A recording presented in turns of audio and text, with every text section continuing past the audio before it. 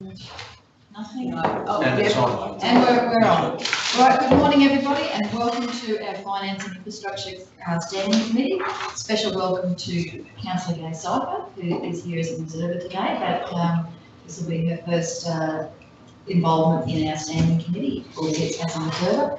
Also Alan McIndoe, welcome Al as an observer today. And also a small change, we welcome Councillor Nixon into the fold. So great to have you here on board as well. So we've got everyone present, we haven't got any apologies. Do we need a leave of absence for the upcoming December meeting? All good. Moving on to the confirmation of the minutes of the previous meeting, which was on the 10th of October. If someone would like to move. Receive those. Move Councillor Rolfe, seconded to Councillor Rimblecombe. All in favour? Unanimous. Any business arising out of those minutes? There's a bit of a refresh. We have a number of departmental updates and a number of closed session items. Anything anyone wanted to revisit there? No? All good. Review of outstanding meeting actions.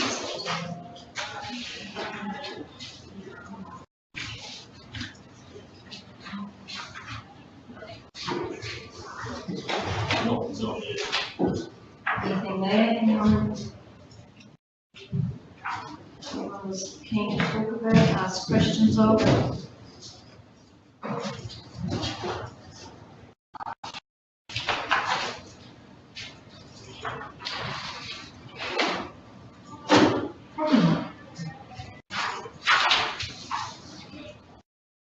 Not everyone here to answer some of these questions. Sorry, I have to go backwards and forwards, but number 730,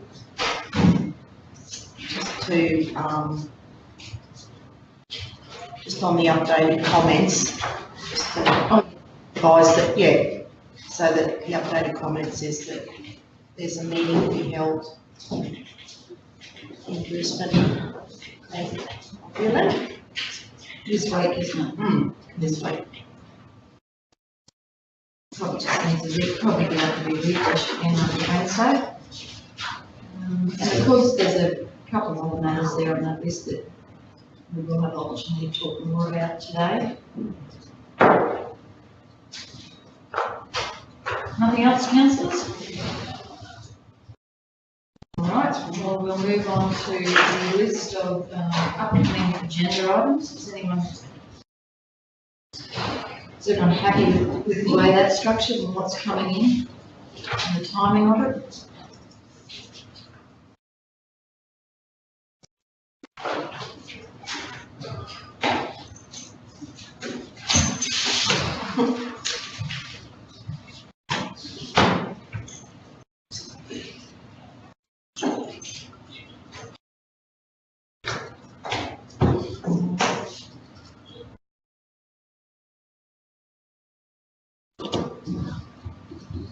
This takes us to the 12th of December. So I guess we'll need to have a refresh of that for the new 2018 year, Mr. CEO. And who organises that? Yeah, we will. Yeah. All right, very good. Any petitions? No petitions? No. Maybe next time. Any material person of interest, conflict of interest, personal gifts and benefits? Anyone else declared? No? All right, we'll skip straight into the corporate services area. So I'll hand over to Mr. Bradshaw, it's an exciting one, the audit of financial statements and closing report. So, congratulations on that.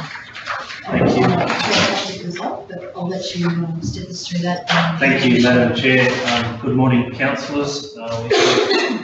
Today, I have the pleasure of presenting the closing report in relation to the 2016-17 financial year and the findings of the external audit conducted by the consultants BDO on behalf of the Queensland Audit Office.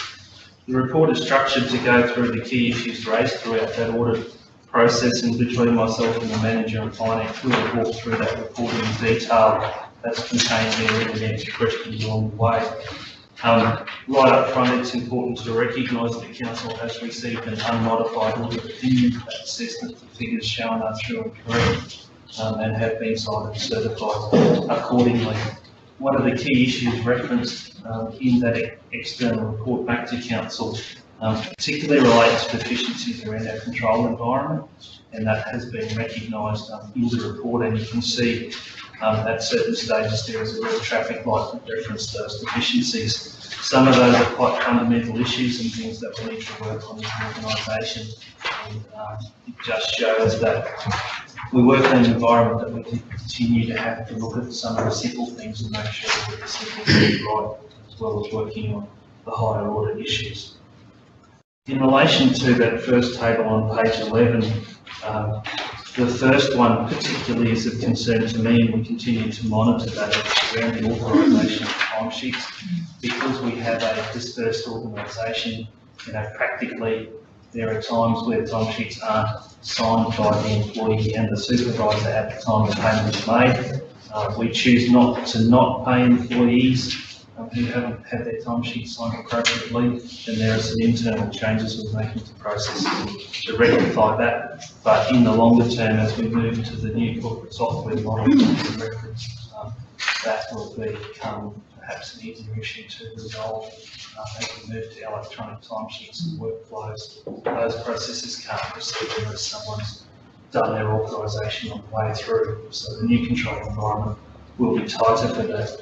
The second item there around the bank file, essentially for payables, and I'll defer to Shelley on some of this. It's been raised previously. We've done the best that we can do in terms of our control environment to put controls around it, but the Audit Office continue to want to make reference to that particular activity, and we know we're not the only council in Queensland who has that concern at this point in time, and it's driven by the way the current software works and our ability to upload information into the banking environment. Shelley, did you want to expand on that? Yeah, I'll just give a bit more details around that. What that process is that simply when the payment file, so when we pay our creditors, the file that's created out of authority is a file that is in a text file, and it can be modified by anyone that has access to it. So at the time, access had been changed, and a number of people had access to that file. It's now been locked down so that there's only 3 people in the organisation, which are the accounts payable people who have access to that file. They do need to access that file in order to upload it to the bank, to our banking software. It is a risk there, and because it can, well, not easily, and it can actually be changed in terms of changing bank details and some of those things like that. So there is a small risk. We've pushed that down to as few people in the organisation as possible in order to be able to do that. And obviously also, should something of that nature happen, we would be aware of it just after the event in most instances. So we've at this stage got that down to as tight as we can. Moving into the future, the combination of systems, but also it's around the bank as well, and what type of file they allow to upload. So again, it is an issue that a lot of local government, well, not just local governments, a lot of organisations will have, because for a moment that file is changeable, but we've timed it as best we can at this stage. And in terms of the control environment around that, so there's a separation of duties amongst those 3 employees as to who accesses that file, and then there's multiple signatories required to authorise any payment transaction out of the bank, and that requires you to check the totals on the file and a range of other things before that banking is authorised. That authorisation is quite limited and generally done by myself and Shelley on 90% of the payment runs. One of the other processes we have in place there is just to ensure that any large payments get pointed out to us, so anything over $500,000, so that we can physically go and check if the bank account details that are in there. So that just puts a little more control over it, but again, it's not an absolute. I can't say there's no risk involved there. The next one around the transactions, changes to the supplier master file. Again, it's a problem inside our current software system, and again, we've put hard controls around it in terms of people, separation of duties, and then authorisation. That's the best we can do in our current environment to monitor those issues. And I suppose that's been heightened by, particularly last year, those cyber security attacks, around inappropriate payment requests being made back to local government. And, even though our system is manual to that extent, we're able to intercept those and not fall foul of it as other bigger local governments have done throughout 2016.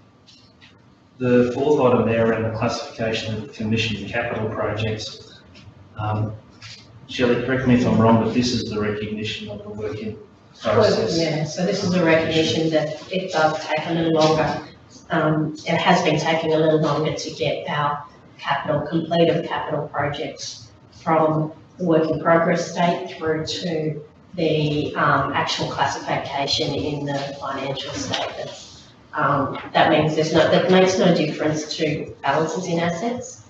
If it goes over a financial year, it can make small differences to depreciation, but it's very minimal. We have made a commitment that we will, within 3 months of a completion of a project, that we will push that through to the ledger in terms of getting it in the assets and going through that process into the future. And keep that commitment to rolling quarterly updates, which we referenced yesterday in terms of the capital works program as well, is connected to that.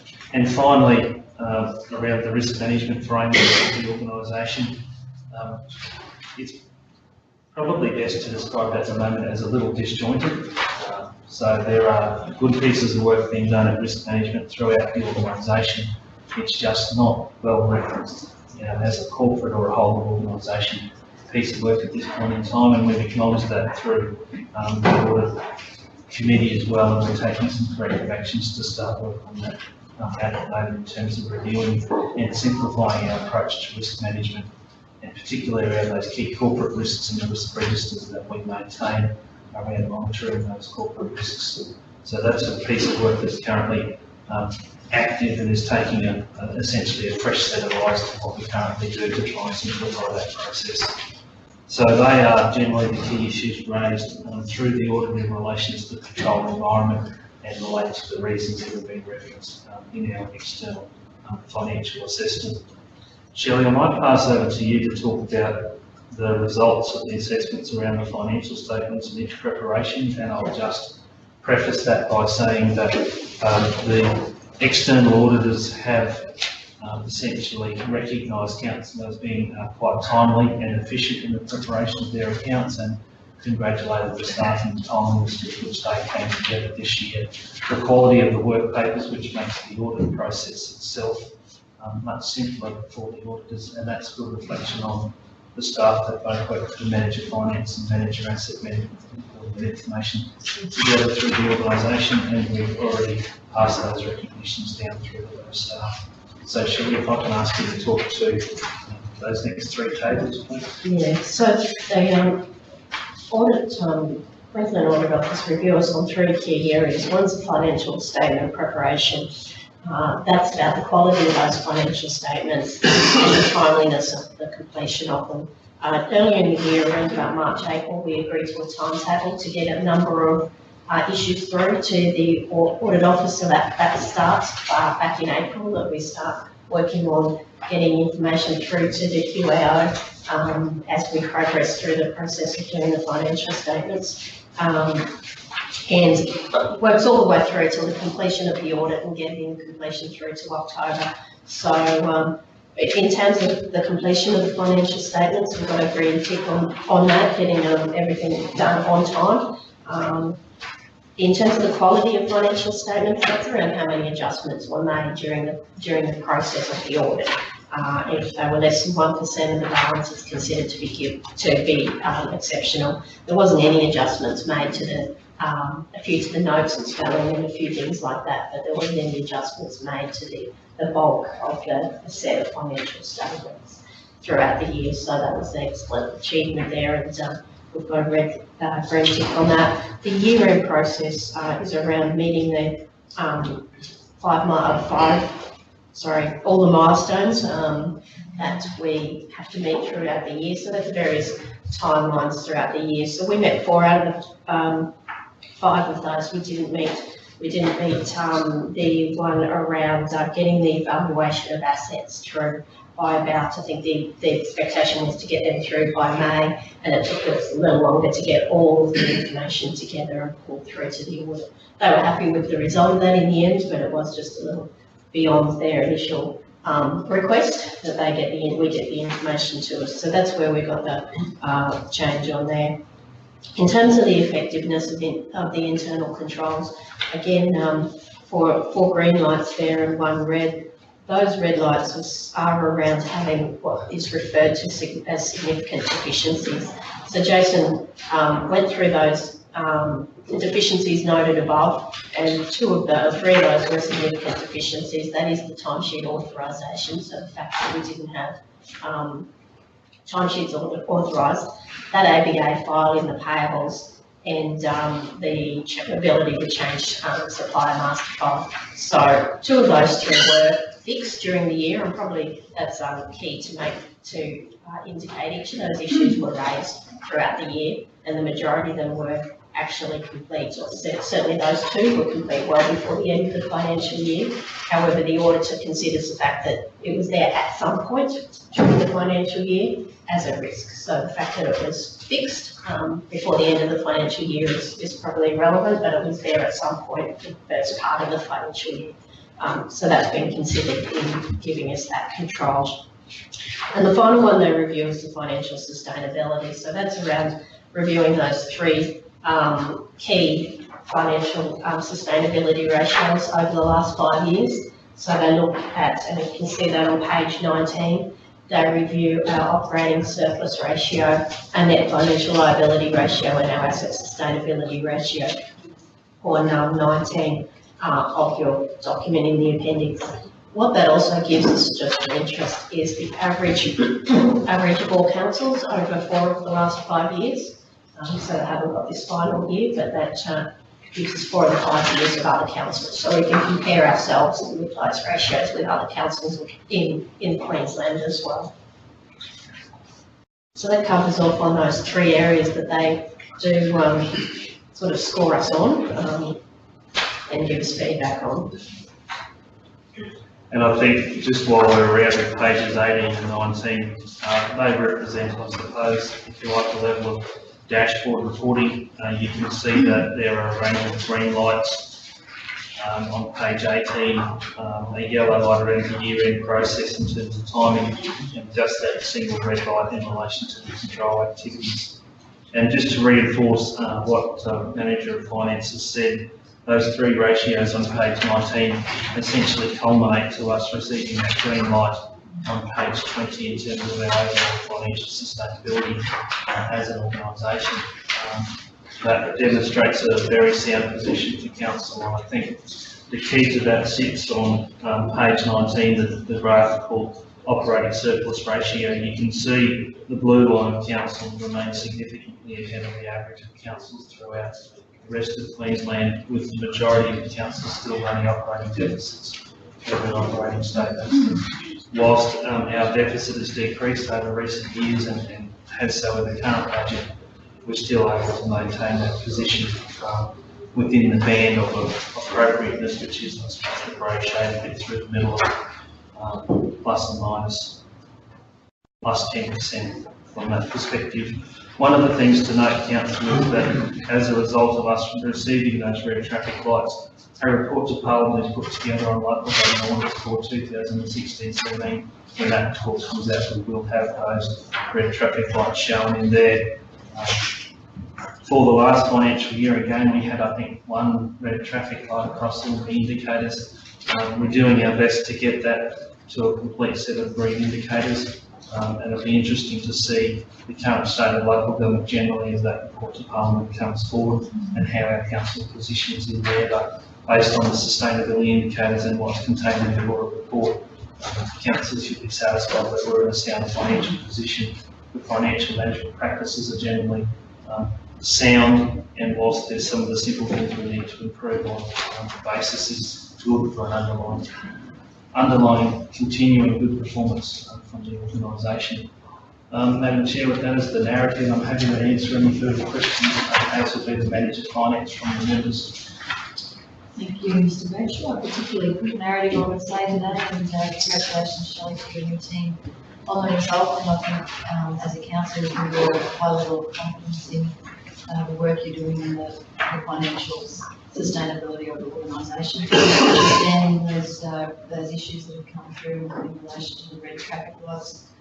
It sounds like they're being addressed, if they're not already complete, but they're at the stage of being addressed at the moment. So, with Technology One, do you see that as something, like I know you flagged it, Jason, in relation to the time sheets, but do you see that as not being too much of a disruptor to financial processes? And it will be, we have to spend a lot of time reviewing those processes as we go through Tech One to make sure not just that the system works, but all of these controls are in place. So as the process changes, it is important that we take a functional role off and put an audit hat on and make sure that we think through the processes that we're putting in place as we go to make sure that we're not creating any more of these issues in doing that, and that we're basically fixing the ones that we've got in there. So it is something that we have to keep an eye on all the way through the process of implementing Tech One to make sure that we don't find, put gaps in there and in that process. Yeah. Councillor Ross. Chair, just a comment, that through the audit committee meetings, it's been one of the highest risk areas is, and I think over the last couple of years when we've seen a lot more of the cyber security risks, that this is something that nearly all councils are working through, working from paper-based up to online and in the cloud. So, and it's something that the members of the audit committee are really aware of, and we've discussed quite a lot at the meetings. So, we're not that different to anybody else. No, thanks, Councillor Ross, and understanding that yourself and Councillor Brown and Mayor Hayes are on that audit committee, and I know Councillor Daniels is a regular observer. It's great that we've got so many councillors having such an active role in that level. So I guess when the report gets to this level, I guess there's no real surprises that have been contained in this report. But again, just to ask if any of the other audit committee members wanted to make a comment yourself, Councillor Templecombe or Mayor Hayes, in relation to the report before we receive it. Good. Well, the recommendation is there before us, councillors, that we, in accordance with section 213 of the Local Government Regulations 2012, receive the final management report for the financial year ending 30th of June 2017. So, move Councillor Rolfe, seconded Councillor Rumblecombe. All in favour? Carried. Thank you very much, Shelley. Again, congratulations to you on the work you've done there, and also to you, Mr. Bradshaw. Well done. And it is a team effort, Madam Chair, with the asset management folk and the engineering folk and people across the and that's organisation. not forgetting your work up there. All things asset orientated. Very, very good result. So moving right along, we've got some departmental updates, but you will notice we have an absentee of Michelle Webster, our General Manager of Commercial Services. So she has just asked if there are any questions in relation to the report that she's tabled, if we may be able to just take them on notice, and she'll endeavour to get a response back to us either via email or at the next Finance and Infrastructure Standing Committee. So as you can see, there's a number of updates in relation to airport sales, land development, and just a general report on behalf of Michelle herself. So was there any questions in relation to Michelle's report? Just the one on the land development there for that, through the Mayor, through the Chair I should say. The one in Capella, that the water treatment plant is on, how big is that block, and does that go across where the museum is, or? anyone know what that block is or how big? So that's the same. What it encompasses? Are there houses on it? You said it was used for accommodation. Land development. Yeah, we might have to take that one on notice, councillor Nixon, if that's all right. Yeah, page 48 and number 3, Number 3 and the last dot point. last dot point there. Also number 3, the lease with Horizon. No. Any idea where that one is? We've got Peter Manning in the room. I'm Now that I'm I've not read sure. that bullet point, I can answer that. Yeah, Thanks, Peter.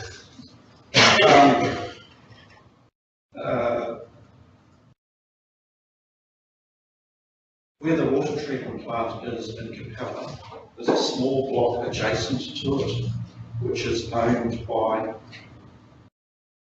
well, it's Horizon or Queensland Rail are the owners of it, and they have known for their use of it, so they were looking to surrender the freehold title back to NRM, so they've asked if we would want to take on that block as reserved for council or water uses. So the water treatment plant isn't actually on that block. No, it's the block adjacent to it, so I said, well, if we take on trusteeship as another bit of reserve, that gives us options for expanding in the future. So it's just a vacant block. I can get the houses on it which have been moved off, it's got an aerial post, a lot of options. Yeah, you wonder if we could bring it back and It is a have a look at it. If that's all right. believe that Michelle and councillor McIntyre, your question was in relation to the same, like land development, but dot point number 5, was it? In relation, did you have a So question? I'm just going, no, it's the lease with Horizon. Yeah, is that the dot point number 5 though, within I land don't know what development? that point I just. Yes. Just with request and you. 1, 2, 3, 4, 5, yes. Yeah. We might just take that one on notice as well. Because it doesn't give a lot of detail about where that is. What the purpose is. Any other questions in relation to Michelle's report? Well, if that's the case, we might move on to the next area, which is corporate services. Thank you, Madam Chair. I'll ask Manager of Asset Management and Information Services to come down to those reports. In terms of the information report, first item there around the Technology One project, and to keep Aaron on his toes, I might just ask Aaron to just expand to the various elements that are in that Turn On Technology One project. This we referenced in the training or the session yesterday around change management. If you could just talk about those individual components, makes sense. I'm just finding where I was in my notes because my phone decided to go slow. Technology leading the blind. Yeah, technology leading the blind, it's leading the blind. It's like you can Here, right. see the screen. So just as per the normal update, we've just gone through and broken it up into sections there. So the project schedule, really we're in the final stage at the moment of going through the actual project schedule itself, working closely with Tech One through timeframes and the individuals on the ground to get that work sorted. At this point in time, that is progressing as per things should. These things do take a bit of time to get all the resources sorted from a company like Technology One and Council. Probably the biggest news there from project scheduling is just the enterprise budgeting module implementation has been delayed and will look to be introduced as part of the second phase. And that's just really come about due to the complexity, and Shelley, jump in here if I say anything that's wrong at all, but the complexity of just once we got into the financial process and looked at what's involved in getting up and running, the budgeting module decided to be postponed until we have a further understanding of those processes, as Shelley sort of alluded to previously. From a change management standpoint, an extra change management workshop has been scheduled with the change management team. I'm hoping that will occur around the 5th of December. That is to finalise the items that were discussed yesterday at the session with Sea Change around the change management plan and scheduling, and also looking at, I guess, the overall communications plans and those kinds of things to progress over the next 18 months. The change management team will be getting together hopefully the end of mid next week to sort of talk about the interim change management strategy around what communication is starting about the business, how we're going to engage with the managers, and ensuring the key points are sent out to the relevant areas of the business. And we really want to make sure those key points are sent out in, as was mentioned yesterday through C-Change, that those key points are sent out in a way that the areas that we are looking to inform understand the message. So we're sending messages out to external staff. We want to make sure that that information is relevant to what they need to know on the ground compared to the message when they go to internal staff around the different things they need to know. So we really want to make sure that that messaging, that key messaging, is really, really focused on, I guess, on the audience that we're looking to communicate those items to. We also did have, which was, I attended both sessions, which was the managers and supervisors sessions that occurred on Friday the 3rd of November. Really great sessions, really good to get everyone in the room. There's a lot of really positive energy that come out of that. A lot of, I guess those sessions are really helping to quell a lot of the fear that might be occurring with different staff members unsure of the process. So that was some of the feedback that I got out of those sessions, that if anything, it actually just relayed a level of confidence to individuals about, hey, this is a good process, we are heading in the right direction, and all of those, especially those staff members that have been through this before, to ensure that those fears of what's gone on previously are being addressed, and we are looking to attend and to take this forward in a methodical manner to ensure that the mistakes of the past don't occur again here in the present. From an implementation standpoint, key user training is starting to occur as we speak, so that's module champions. I think before Christmas, we're going to have a number of module champions within the financial and the asset management sections and some in procurement, I believe, starting some key user training, which is really getting those module champions in the room to start really actually understanding how the software works. Now that they've spent some time getting some data in, and that's the first, I guess, first piece of the puzzle in regard to the training process before those individuals start to look at engaging, I guess, the greater organisation and how these processes work. But that's going to be an ongoing process now over the next 6 to 8 months in regards to they'll do training, they'll do new cuts of data, they'll ensure the processes are working the way they're meant to work, and that's going to be the process. That's really now the guts of the project. That's going to be the core focus of the project over the next 8 months or so. And during that time, we'll have a number of data loads, so we'll be constantly reviewing the process, looking at the data, getting a new data load, reviewing the process again to ensure that process is moving forward prior to the cut-over date. We are also looking to start, the information management team is starting to review some software to help us basically automate the process of invoicing. At the moment, we have a very large paper-based process for invoicing within the business at present. So we're starting to investigate software solutions that will basically automate that process from the point of incoming invoices are scanned, information is understood and read, and those automatically start to go into the workflow to stop as much to stop as much manual interaction as possible. So we're starting to review that software now and have a look at what the best software solutions that will be, and that will probably happen over the next few months as well as part of the project. So that's just starting as we speak now. And probably from the last point there, the Windows 10 Office 365. So we've gotten the work back. So we've engaged the technical part of the project. So that includes the reviewing of the Windows 10 operating system and the setup of the Office 365 platform in the cloud and the OneDrive platform. So that implementation has started now.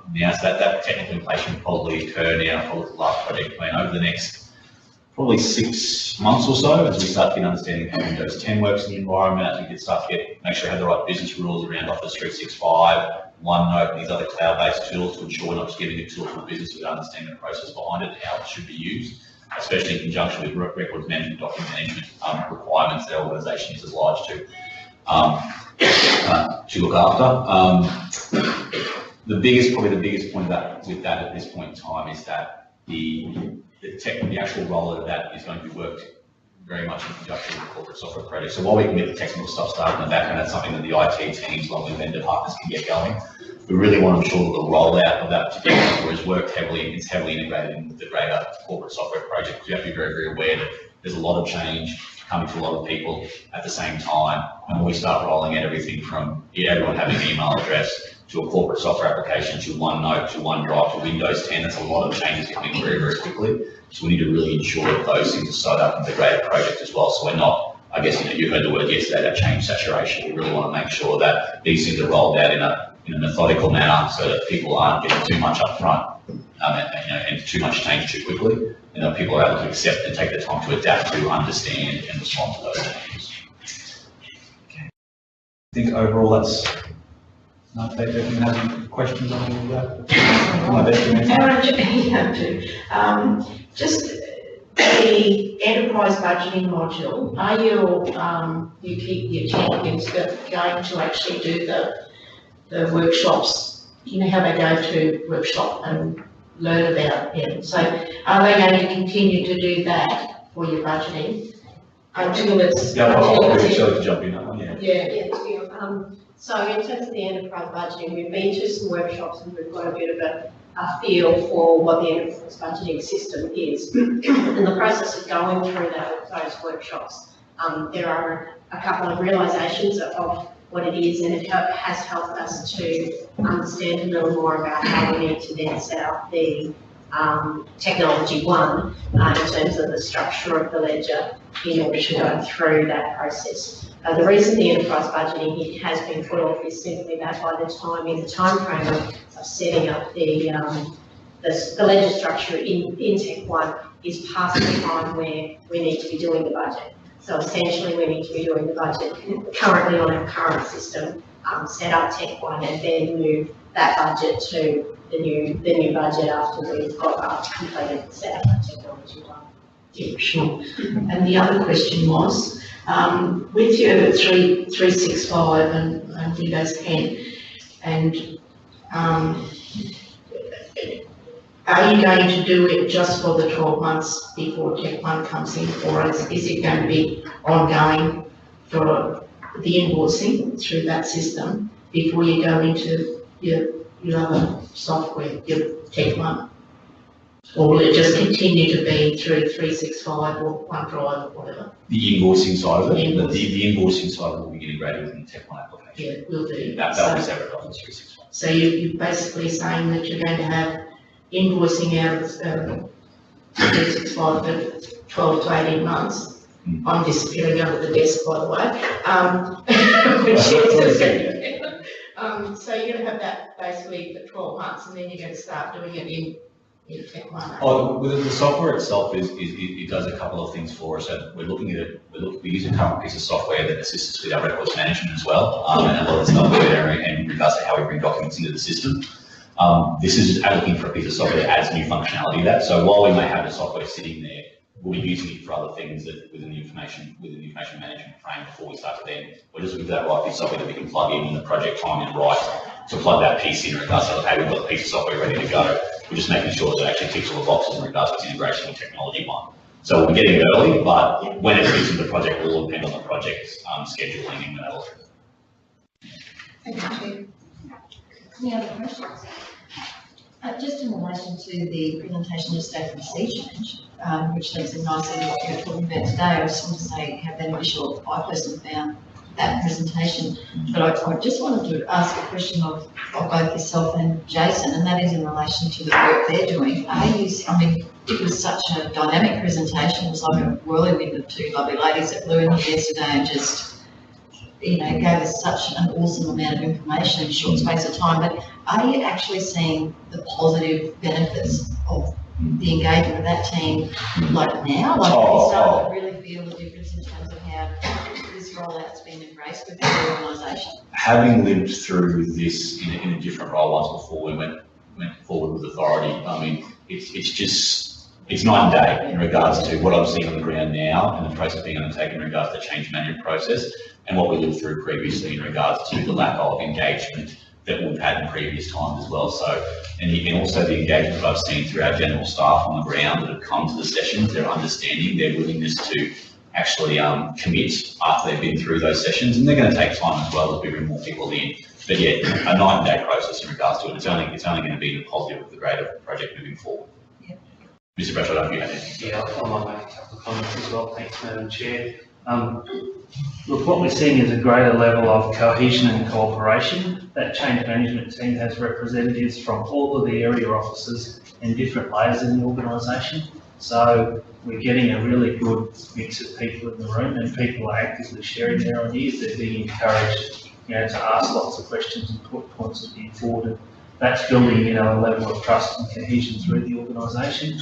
What you do notice is particularly individuals start to shine, and I think that's what certainly I see throughout the organisation is a number of individuals that you can see, have flicked the switch and they actually get the change management processes. And because people aren't familiar with these processes, I think the fact that we're taking the time to do this in a fairly systematic manner is also going to add value back into the organisation. So yes, on a range of fronts, we're seeing those outcomes already in the organisation now. Really refreshing to hear. Good stuff. All right. So, Margaret, if you could talk succinctly to some of your pieces there on 1-3. some good news too, don't you? Good news, Michelle. Yes, I will. Thank you, Jason. Thank you, Madam Chair. Morning, councillors. The first item that I'd like to give an update on is our attendance at the Queensland State Conference. As you know, that stands for the Institute of Public Works and Engineers Australia. And this was their opportunity to showcase public works and award winners of those. There were several keynote addresses, 30 individual presentations, and the theme of the conference was sustainability through inspired leadership and community consultation. So Central Highlands Regional Council was represented at the conference by Corporate Services and also Infrastructure and Utilities. As I previously reported through Council, we've had great success with our partnership with Central Queensland University and their engineering co-op program. So particularly Brodie Young and Rach McLeod submitted an abstract paper, and the feedback that we got is that's the first time engineering students have been, their abstract had been accepted and their technical paper accepted, and they also had a bit of a steep learning curve in presenting at the conference, which is the first time they've ever done that as well, and they were very well received. There are a couple of other key points. We learned a lot from Cairns Regional Council about the revaluation of their transport network. The key learnings from that were that in spite of very similar value of their transport network to ours, they developed alternative methodologies to collect condition information in lieu of external contractors. So they've started a journey of building that experience and skills in-house through asset inspection officers, which of course is much cheaper than the alternative. We also learned a lot from Cassowary Coast Regional Council in terms of their timber bridges. The information we received there was about the practice of high capital expenditure and the cost of excessive projects, leading, as we are all familiar with, unsustainable depreciation within our asset management system. So that was very interesting. There were also some other presentations delivered at the conference, which are contained within the report. And also, if the councillors would like any more detail, I encourage you to go to the IPWA Queensland website. They have a particular forum there called the Knowledge Centre, and that will have a full recording and all information that was presented, including our engineering students and their presentation. There were also some keynote speakers there. An example was Brigadier Chris Field from the Australian Army presenting on 6 ideas to sustain recovery. Very interesting one from Dr. Alan Duffy, a professor in astrophysics, talking about the challenges of big data, so that was quite interesting. And also the Excellence Awards were held, and as you would all be aware, our council won through the Blackwater Aquatic Centre an award for public works projects over 10 million. So in conclusion, very grateful that we were able to attend, beneficial for all of us who attended, and some key learnings and some good networking to be able to share information between us and other councils. I'll just quickly move on to the plant vehicle option that we have. Could I just, through the chair, just make a comment there? I'm pleased that some of our staff attended. But I'd also like to ask that we write a letter of thanks to Carol Vertigan for actually nominating our project and coming home with that award.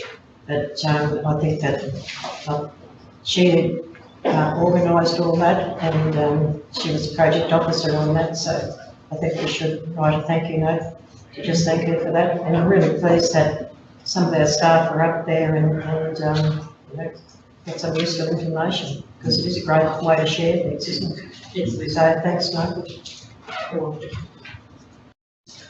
I'll just quickly move on to the plant vehicle auction. We have that scheduled for the 25th of November. As council will know, we have been conducting a comprehensive review of all of our plant and vehicle utilisation to ensure that our replacement schedule is bang on, and that we're also disposing of equipment that's costing us too much money to repair. So we've got approximately 120 items that'll be an on-site auction, as previous direction from council, with the desire to have a physical auction within the Emerald region, and also ensuring that we've got a good marketing and communications campaign around that. We've got a range of equipment: excavators, loaders, dog trucks, tractors, wagons and utes, plus fuel tanks, cement mixers, whacker packers and a whole lot of other things. So the advertising campaign is on the council's website. You will hear it on the radio. And I think as of yesterday, we had 15,000 hits on our council website, Facebook, on this particular item. So I anticipate there'll be a lot of interest in it. I'll also come back at the December departmental update to council with a report on how we actually went to that auction and the cost of sale, etc. Moving on to the next departmental update, the LGAQ Asset Management Advisory Group released an expression of interest a couple of months ago to actually form, or LGAQ released an expression of interest for the formation of an asset management advisory group. I submitted an application and I was accepted. So the Asset Management Advisory Group is intended to be comprised of approximately 12 members from across local government, and will coincide with the local government electoral term. And the first meeting is on the 1st of December.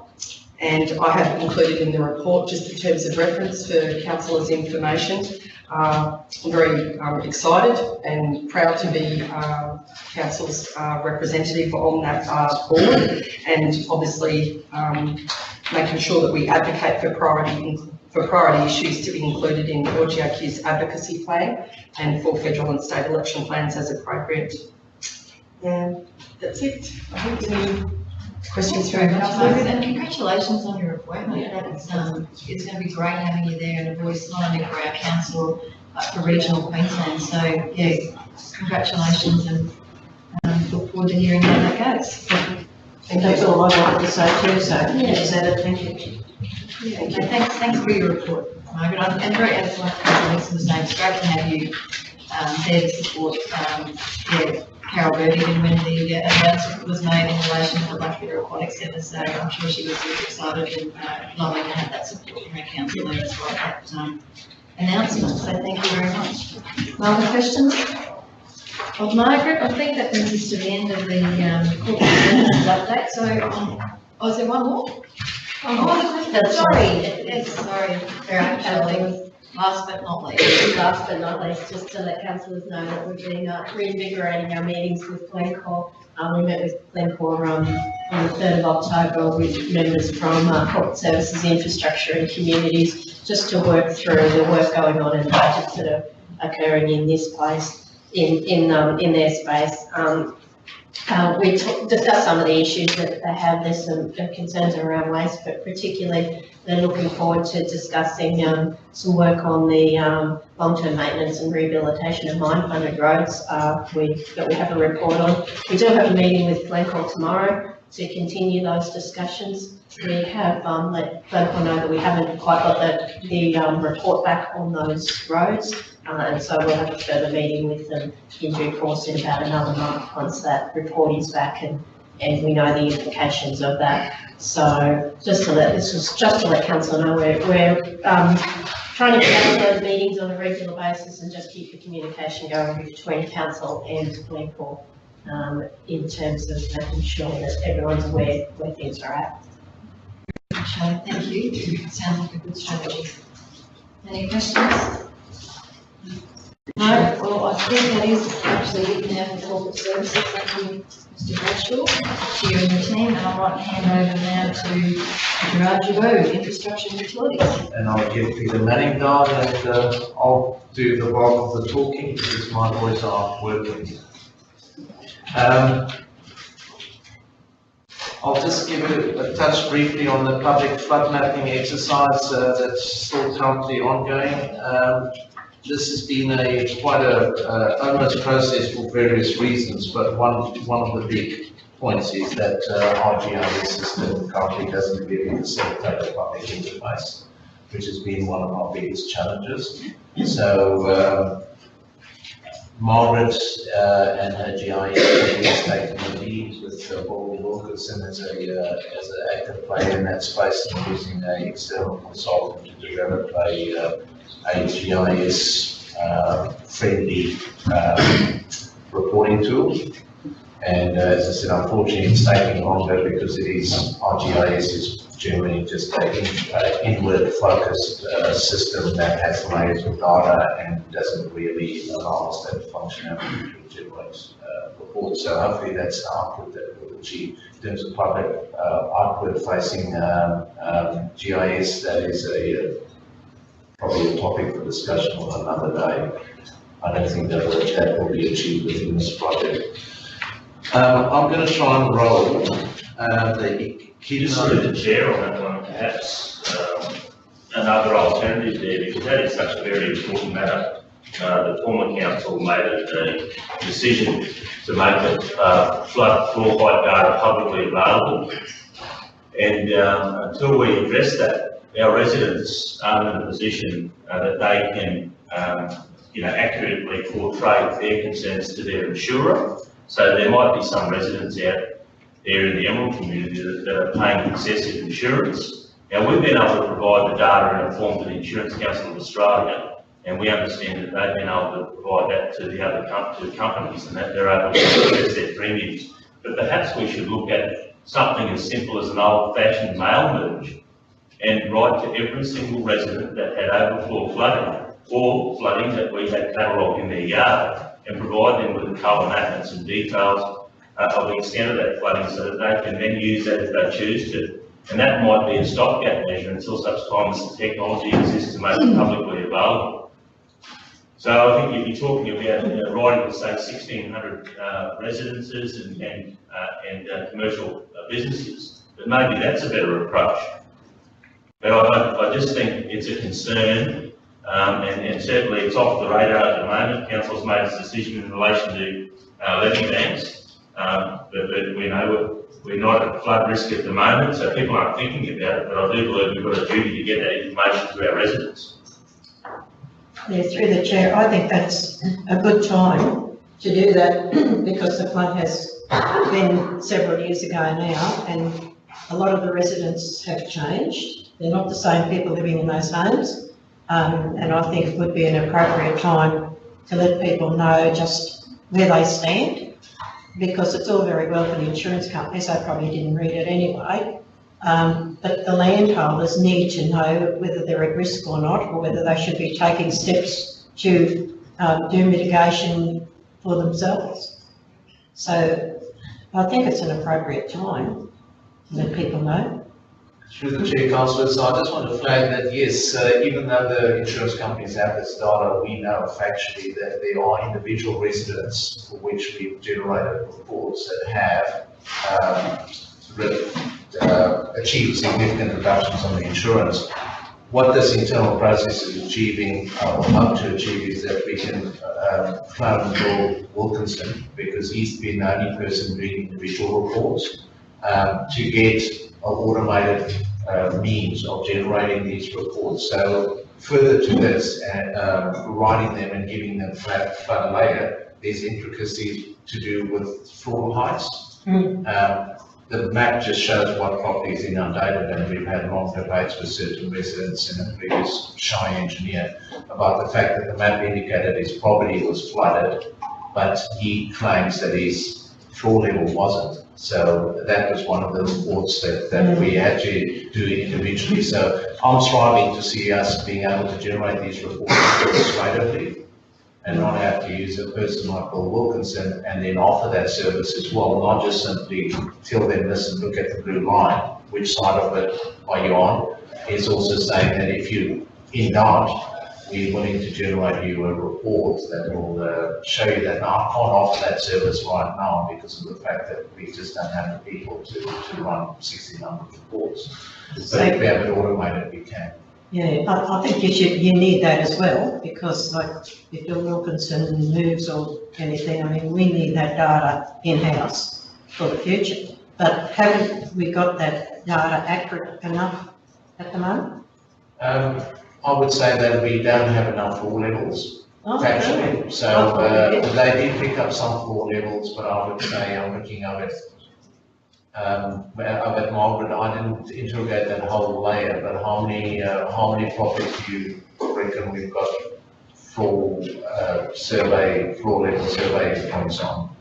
The information that I've looked at indicates that there's 120 data points. So we produced a map with the inundation layers over Emerald. There's 120 particular points that were captured. Then I'd suggest to the chair that you don't have all the data, because I can speak from several years back, the comments, the belief was that we had many data points. In fact, we had all the data for all the properties that have been flooded, and certainly there needs to be some correlations made, because you may not have 4 points for every residence, but there's a lot more than 120. Maybe to bring this home, Madam Chair, if it is costly for a technological solution to provide a platform for this to be publicly accessible, if it's costly to produce a mail merge of say 1,600 reports, maybe there's a middle ground decision council could take, and that might be to offer the service to those who want it.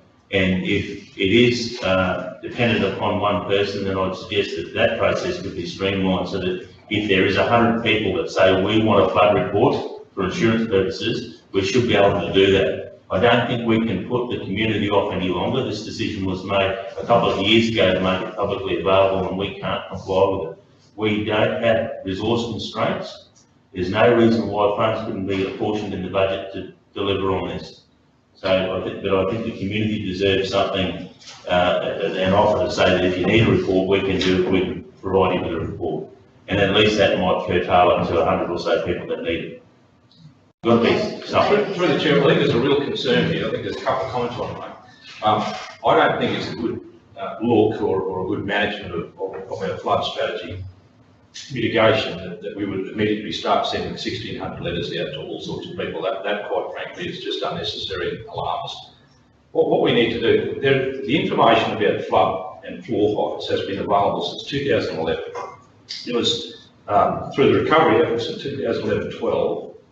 There was information gathered by a company to actually indicate at that point of time with some data, flood levels. There's been subsequently LIDAR, I suppose, truthing of those positions. So all that information is in this house. What it's lacking here is a priority to actually get that done. There's been clear direction from this council and other councils that there was to be a forward-facing facility for anyone, not just the landholders, anyone that wanted to make inquiries about flood heights, about potential real estate or locations in Emerald, and that has never been done because the person or persons involved has never actually taken it on as a priority. So I think the clear direction should be, it is a priority, it has been a priority for 5 years that I'm aware of.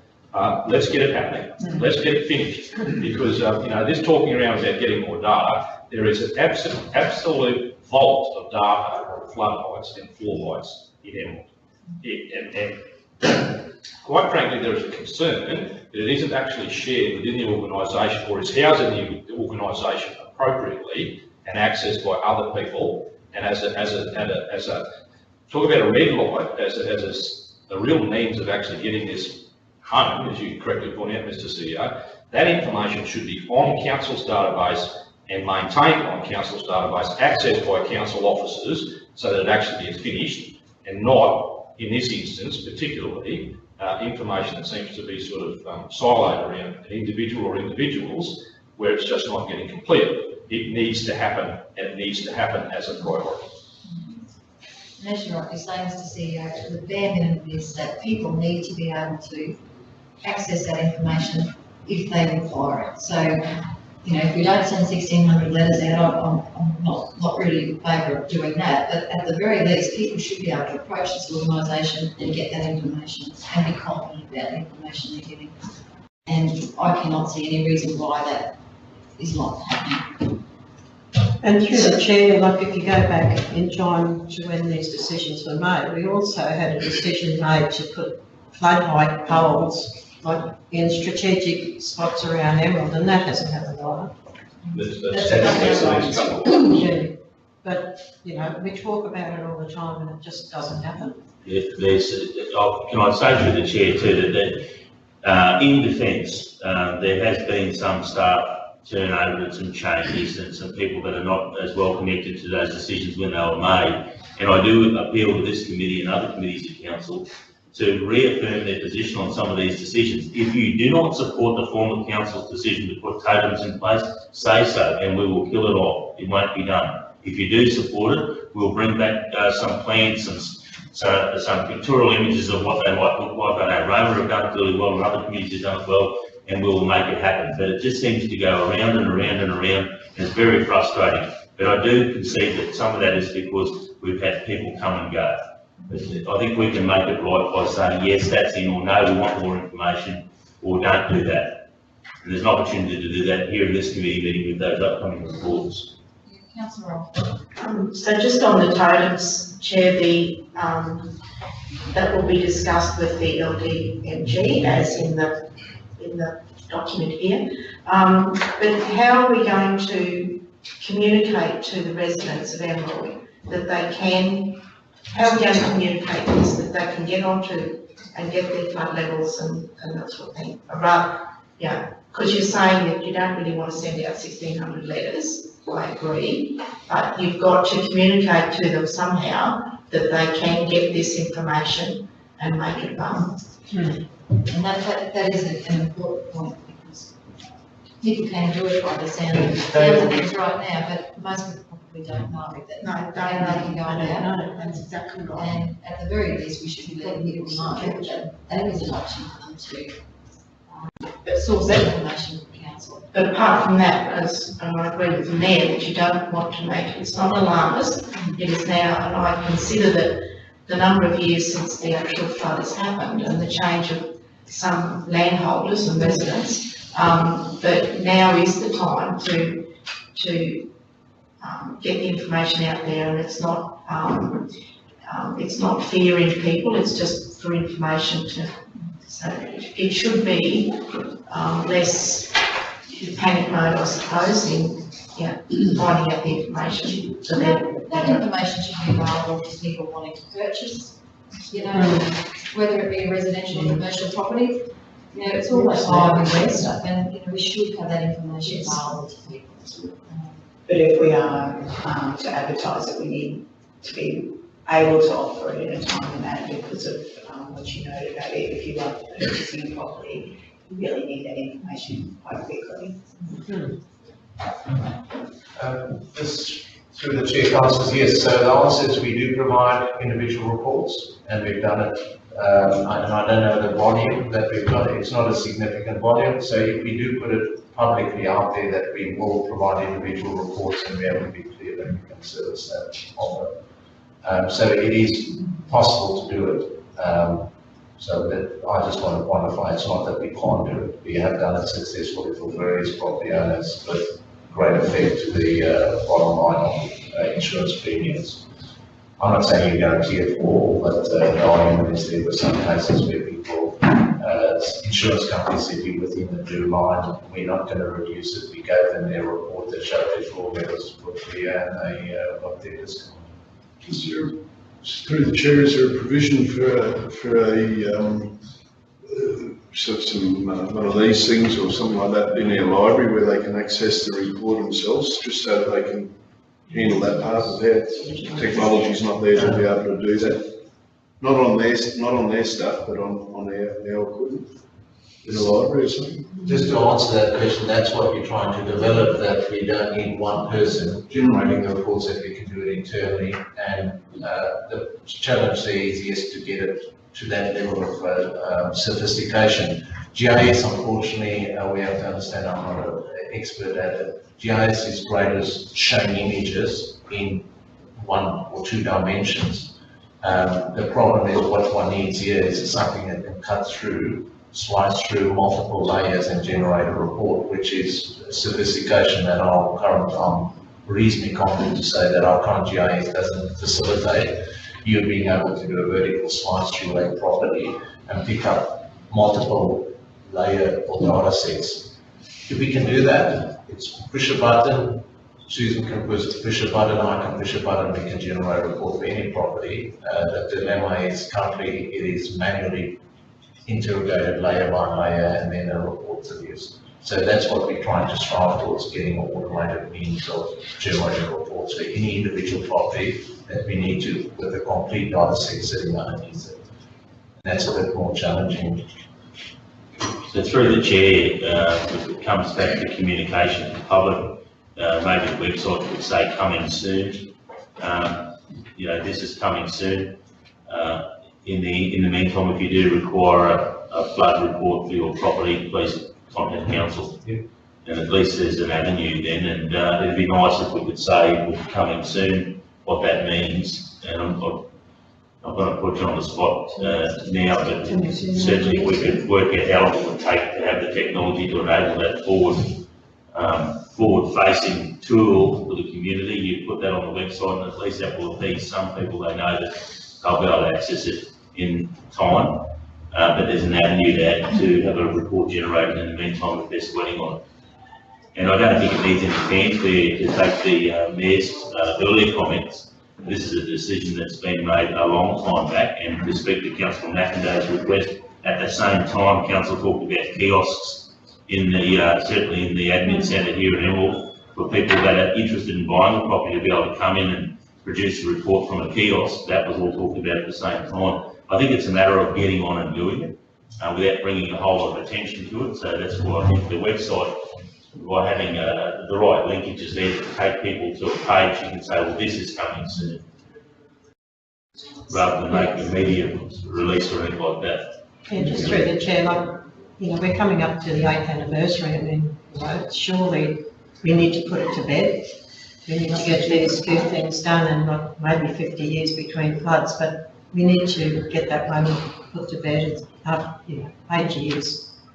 Well, It's a I'm fair just while. thinking about a way forward after this discussion. I just don't want to leave it. No. You know, I think we need to have some sort of, Put it in the minutes, Madam Chair. some sort of wording that captures that. Minute there, I don't know. You want to get the message out, just wait till it rains and whack that A5 pamphlet on the bottle of milk. What did we suggest? What did you suggest? If you want to get the, you want to check like getting the message out there. Just whacking on the bottle of milk when it rains, everyone gets it. Yeah. Chair, do you want a resolution? Well, I think we definitely do. There's a number of points there. And I mean, we talk about a strategy that's being developed, but I wouldn't even know what it looks like. Can we include the totem poles in that as well, because I know it's the next point, but. Are you going to talk? Could I just flag with council, that's why I was going to roll all the conversations about signage into our evacuation planning. There's an evacuation planning session being held with councillors on the Monday the 11th of December. That's the combination of some modelling to do with specifically physically evacuating people, not totem poles and the likes. With that comes the responsibility to mark zones and mark routes for evacuation. So to me, the all-encompassing question then is simply, if you're going to start putting signage out, be it evacuation zones and directions, with that comes the need to indicate simultaneously levels, flood levels. So that's the totem suggestion. So the challenge is to roll it into one piece of advice going to the community. You don't want to put poles up, totem poles up for community in front of Joe Blotter's property and evaluate it overnight and say, you're going to, this property or this street is going to flood. But if you do it correctly with evacuation planning, the mere fact that there's a line on a pole at a certain level and an arrow pointing in a certain direction suggests a totally different message and says, this is in event X, evacuation message is evacuate people, East Emerald go there, West Emerald go there. So the whole evacuation exercise is to me a big piece of work sitting underneath this, but the totem poles, I'm just flagging that the pushback has been there's community members that don't want them because they said, put it in front of my house, you do value it. Putting them in public places, not a problem. Rockhampton's done it, so in the Botanic Gardens, up at the bridge, those ideas are good. So the question is, do we holistically want to roll out totem poles, or do we want to make sure that we put a good evacuation plan together, which has color coding zones and simultaneously people get that advice? That will have to be nailed out. This you zone blue and you re-evacuate to. Through the chair, I think we're getting confused with two different things here. These are just flood height poles to show the level of the height of water in a public place, not near Joe Blogg's house, but down near the river or in a public space. And they're just for water points. They're not evacuation points. That's a whole different process as far as I'm concerned. And that's what we asked for several years ago, was just a flood height recording. That's it. So which of Rockhampton? It's a completely, I agree. the suggestion of Botanic Gardens is Yeah. great. That was where it was, at the river. If that's a resolution, I'm happy to put a project together in this place, but the interpretation, again, lack of information is that it's supposed to be rolled out over the whole farm. What's wrong with flood with the title that says 2008, 2010, or whatever? You know, like a bit of a story. Chair, the totem poles out of the jet fuels does work, and it's totem poles out there have been put in since that flood, so, it's just a matter of putting them in public places again. And not in streets.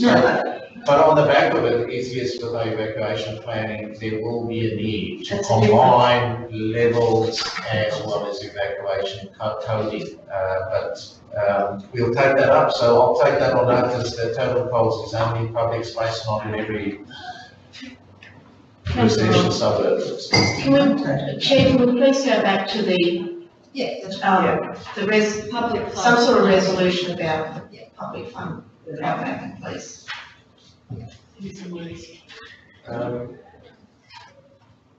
I would be comfortable saying that we do a media campaign leading into this coming wet season. The reference, and I'll have to check what's on our website, we have flood level mapping on our website, so we can refer to it and say this is the current inundation mapping, and the challenge would be for individual property owners will be if they're within that blue line, if I can use that term, that we encourage them to twofold contact council if they want a report, and secondly to enable them to approach the insurance company about reductions or review of the insurance premiums. Through the chair, look, I think you've got your timing wrong here. There is no need for a public media campaign about what you're trying to achieve here. This is about operationally making sure that there's a clear priority about making sure that the platform and the process of being able to access that data, not before wet season, not necessarily after or halfway through. This is about a service that this organisation provides to community. We've just settled down the messaging with our community around levies and what we're doing. People have a clear understanding about the services we have talked about. What we need to do is finish off what we said we were going to do 5 years ago and actually make this available on a portal that is the web-based portal that anyone at any time can make an inquiry about flood heights and their floor heights particularly. Some of them are right, some of them are wrong with the current level of accuracy on the GIS mapping. But once that platform is improved, that should be able to be accessed via our website. It's more about the fact that it's available, working, and can be accessed at any point of time by anyone is what we're trying That's to what we do. don't need a campaign. So it's not a campaign. We just need, once if you have information, we want to be able to share it. Let's help people understand how that And the underlying, the second part of that, unfortunately, is that information, all flood heights, all that flood mapping, all the floor height mapping, is it available? Is it stored on our council organisation website? Is it available to everyone? And it's not exclusively reliant on some individual being here or not being here, because that, quite frankly, would be a risk to me, and certainly a risk that I would make aware to our audit committee. So the resolution has to be that this is a priority, that the flood mapping and the platform, the portal that supports a forward-facing service from this organisation to our community about flood heights and floor height particularly is available in a format. If there's plenty of examples all over the place, you get on Brisbane City Council website if you want to have a look at your place at Rosalie or Ipswich or wherever, sorry, not Ipswich, but out on the Rockley area, you can actually access that information on their website, so it's there. You can just make an inquiry. Sometimes it's fee for service. It's not necessarily a fee if you're a third party. To a landholder, it's free. Just do that. That's what we need to get. Some of those sites are as simple as you put your lot and your plan number in. Yep. Survey plan in, I mean, that would be the ultimate, but That's what we need. you know, and I think to have some level of confidence that this is actually happening, perhaps we need, you know, somebody to actually come and report back to us about what is actually happening. Through you, Madam Chair, whatever it takes, if there's individuals here, as a manager of that section, I'd say to you, go find the person that can actually get that achieved, whether it's through our people or someone else, but come back with a cost and a report, let's get it done.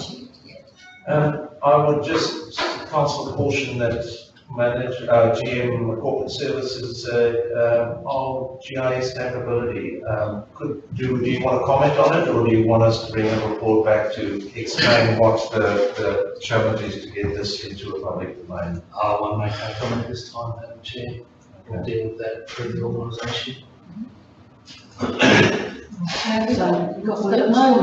So, all we can move then is to get a resolution, and it will, I think, words around, council resolve to prioritise the provision of flood and floor data to be made available to the public. Councillor.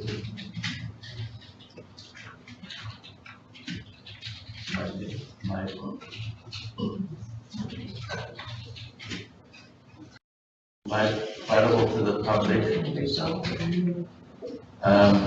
Do we want to make reference to insurance in this instance, or just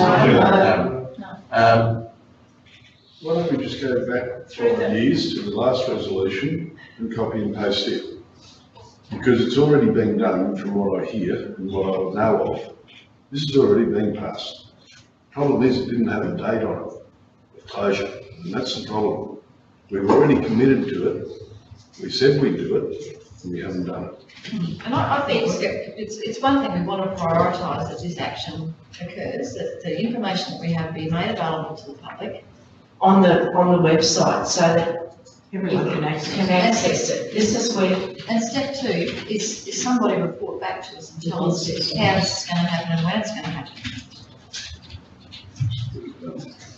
We need a timeline too, for the chair. There's a GIS challenge here, and they're not at liberty, and that's why I sought some involvement from my GM Corporate Services to indicate whether we have to bring back a clear strategy as to what the timeline is. I can't speak on behalf of our GIS capabilities, given the time we've gone through to here. I'm going to say it's not going to happen. But through the chair, it might be that you use a platform. There's all sorts of other platforms you can link it to, but it sits in front of our website, and it can actually, the actual data can be generated elsewhere. I mean, effectively, if it's like whether you use Queensland Globe or any other spatial mapping, you can actually get you can actually have the front of it on your website, and you can actually access through a portal. You can actually access that information from another server. Sure. Absolutely. Went through Queensland Globe here a couple of weeks ago, so it's. Other councils are doing it, so. Absolutely. You know, do we take that as. Susan, you've got to the public twice. So So, Oh, yes. so that's the wording there. The council resolved to prioritise flood and floor data You made it up. be made available to the public by the council's website. And You can, and further, that a report come back to council in relation to this matter, in relation to timeframes. Yeah, that's probably good.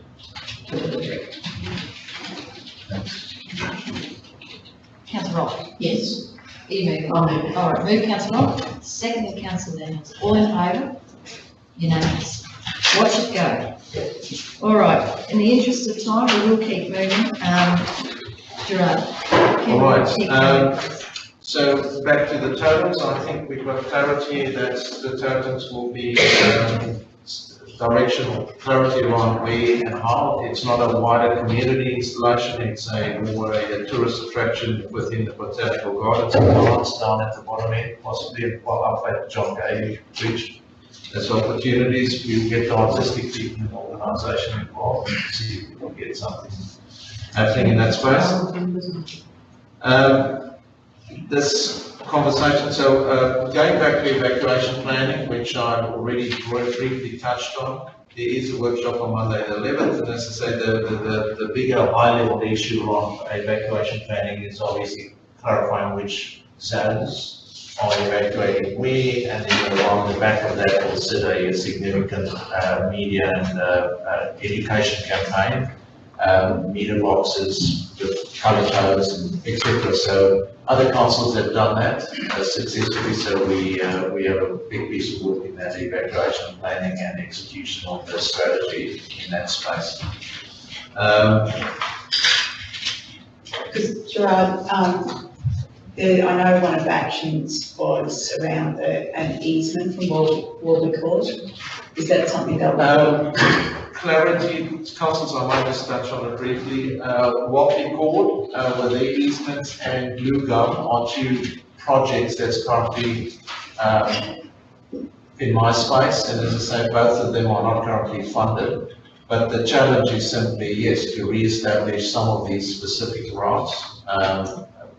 From a risk point of view, we can manage Walkley. It's the Lanytown Walkway is going to be a problem if that block behind it develops. But in the short term, yes, Michael Park is looking at trying to progress the easement solution on for Walkley. Blue Gums has got an evacuation route. It's just whether council, and there's a report coming in December, whether council wants to invest significant money into constructing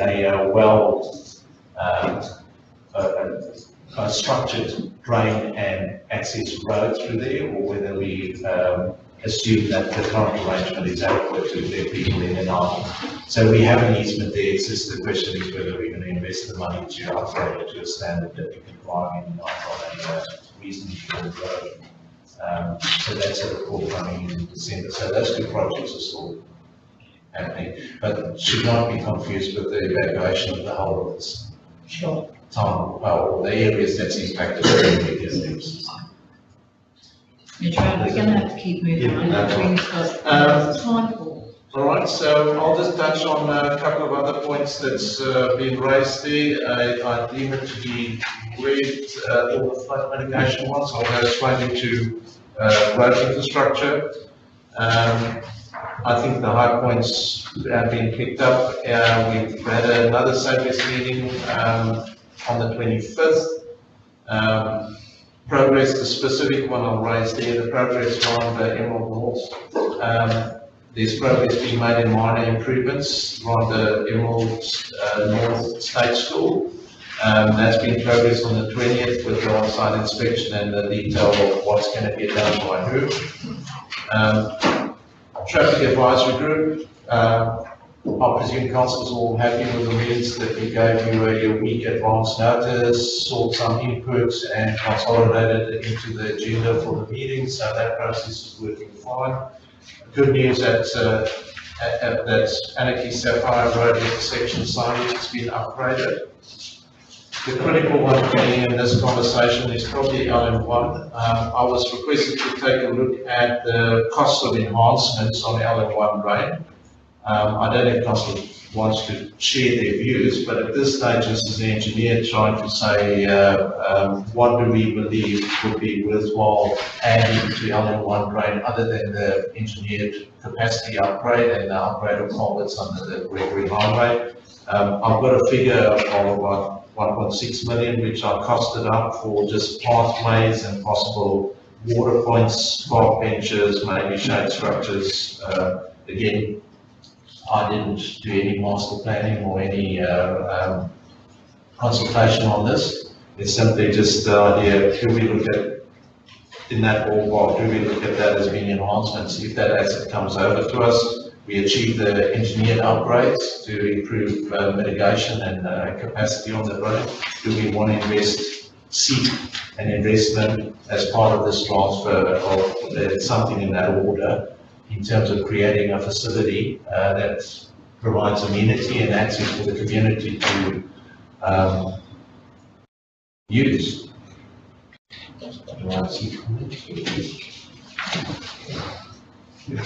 Any of the council might wish to comment on the suggestion of, at this stage, of providing that level of enhancement?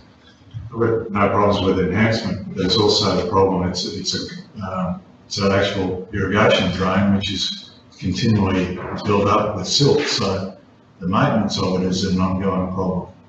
And will always be that because it's a drain. So how do you allow for maintenance of that within that continuous maintenance? Councillor, I don't necessarily want to elaborate on it. There is a due diligence phase, I believe, during any negotiations such as this, and we will have to do our due diligence on what is ongoing maintenance costs, whether part of the conversation with Sunwater would be a net present value discounted back for potential future maintenance for a period. I'm not sure. I really at this stage have no numbers as to how much it will cost us in the long term to maintain that rate. I've just looked at the physical capital side of capacity upgrade as well as additional enhancements. But yes, during due diligence, we will have to look at what is the ongoing maintenance and whether it's going to be a bargaining chip to try and net present value our future maintenance back as part of the negotiations I'm looking over.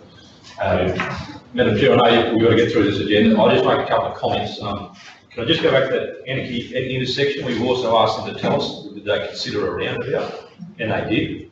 And they said it was, I guess you'd say, probably from cost perspective, they didn't go with that. I did ask them if they could come back and tell us what that cost was, because I believe that there's a better discussion to be had around that. And it might be that you might ask this community to contribute to it, because I quite frankly think it's more valuable to us to have that improved to a better extent than it is. I'm happy with that, but I would rather see a roundabout, and it was considered. So as far as I'm concerned, if it was considered, let's see what the cost was and let's have a look at it.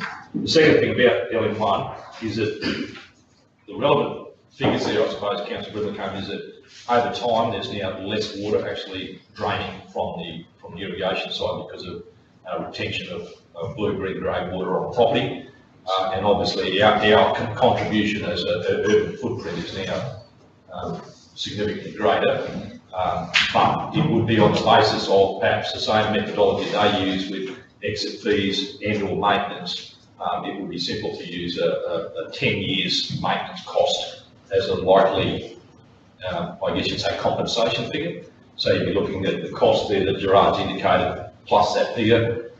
Main roads obviously have clearly been indicated that they will probably do the upgrade to the road once we indicate to them the need for that, and we've actually had Sunwater sitting on the TMR meeting, so they've expounded that view. So we might in fact have Sunwater upgrade the road, and we can obviously come to some arrangement with TMR. And I think the council resolution is, if those compensation figures are adequate enough, then we'll consider the ongoing.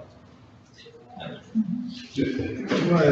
I know Tom, and I can talk to Gerard later, but I am still concerned with the Selma breakout on the western side where the water passes through under the rail to link into the commencement of LM1. And there seems no focus on that passing of water under the Gregory Highway, Capricorn Highway, and how much it would alleviate Creek Street and water on the southern side of the Capricorn Highway. I know they've upgraded some piping there, but I just feel that there's a real bottleneck that could assist even more. If we're going to widen it, would it assist more in that? What engineer reports on that crossover would help the houses on the south side of town? All I can say there, Madam Chair, is that, look, I think that has been assessed. There's not a noticeable difference, believe it or not. So that has been, I guess you'd say, engineered. So I'm set of my lead, so. Thank you. All right, Gerard, anything else there? I just quickly want to touch on the Willows drought relief policy, just as a refresher. The current drought relief water supply policy for Willows basically reads, we only support the community with provision of access to water when there's a drought declaration. As it stands currently, there are none. So I deem the situation to be, that's as applied after the consultation that the councillors had out there, that and subsequently that the local residents probably have replenished their resources. The question is, does council wish to have the policy reviewed? It is probably due for review, but if there's no clear direction that we want to change from that policy, then we'll do a review and bring it back for re-adoption. Just a question, John, is it a drought declaration for the council area, or is it just a declaration for properties surrounding Willows? Just to explain, I've read up the criteria. It's either the whole Shire or part of Shire, or individual properties. Now, you can't, individual property owners can seek a drought declaration regardless of the local drought management committee meeting once a year to assess the current status. So individual property owners are entitled to seek drought declaration, but this policy I doubt would apply to individual property owners. It applies to the township of Willows under a council drought declaration. So we're not drought declared currently, so it doesn't apply. But there are individually drought declared properties within the council area. That's what I'm alluding to, if we can utilise that as an indication for creating an area that's... Well, it's going to be interesting. I don't know if individual residential property owners can seek the drought declaration. That's an interesting one. It's rural property owners as a rule, so it's up to them. If the individual Willows residents wish to seek a drought declaration, I don't know, I wouldn't be sure how that system works, but it's that offer of individual drought declarations for property owners, I think, is generally being offered at rural property owners.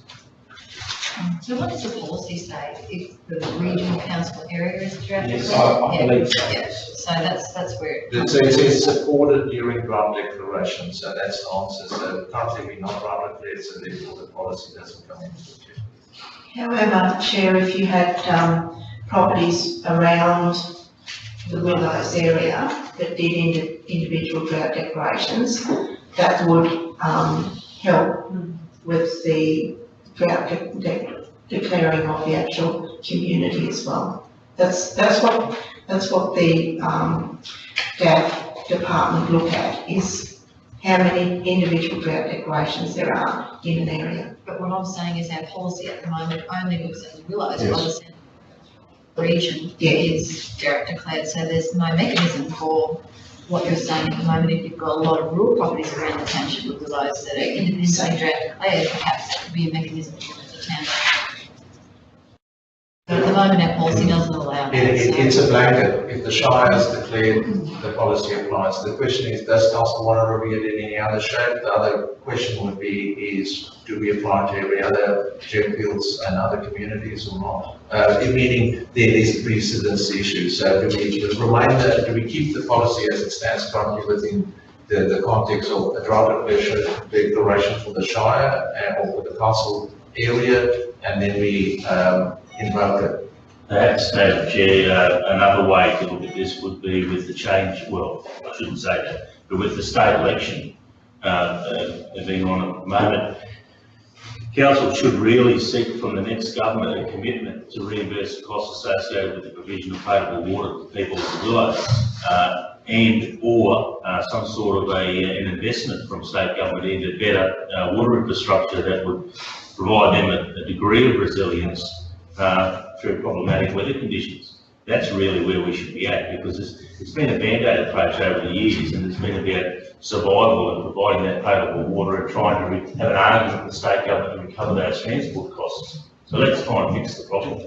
Maybe the committee might like to make a resolution to do that, seek that commitment from state government for the reimbursement of the costs and or a contribution to provide a degree of resilience to the Willows community members with water infrastructure. It's not only Willows, it's all our communities. You have to look at Capella, it's been, they've been missing out on rain for a long time. So being able to, say, an area, whether it's a community, whatever, this has surrounding properties declared, it allows them to be utilised. The Willows, though, Councillor Rumble Country, the chair, is unique compared to Capella. Capella is a lot about our operating arrangements and the preparation we do when there's a flow in the creek.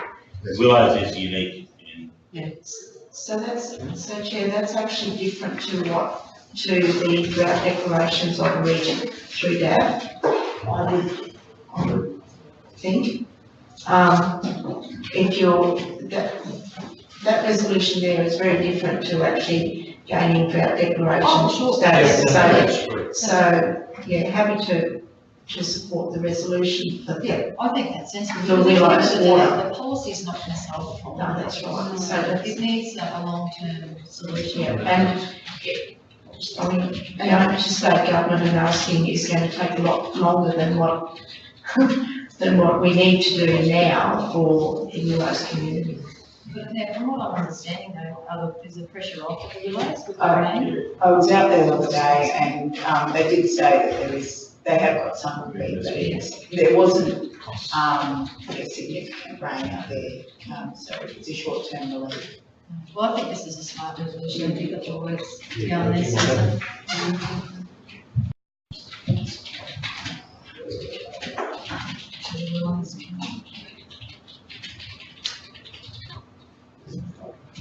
And in relation to the policy, two questions been asked by Gerard. Do you want to just leave the policy as it exists at the moment?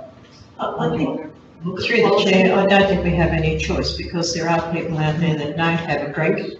I mean, we can't let people go without water just for health reasons alone. So I think that we have to keep that policy there, and hopefully we don't have to use it.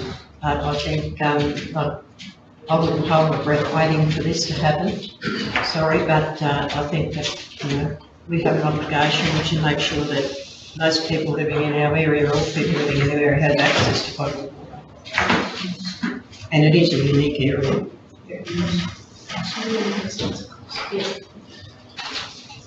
We've got now we're going there.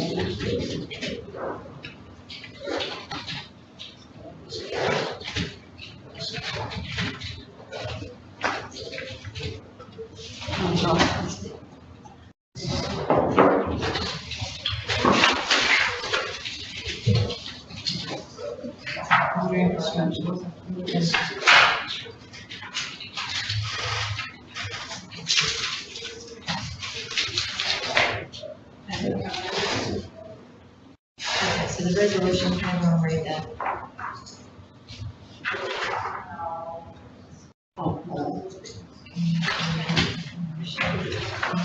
Well, it's not just during drought.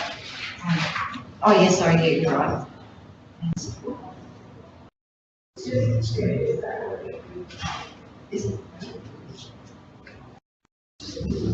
Well, it's the development, it's not, rather than development, maybe it's the investment of more resilient, long-term water supply infrastructure. Yeah, you can develop it.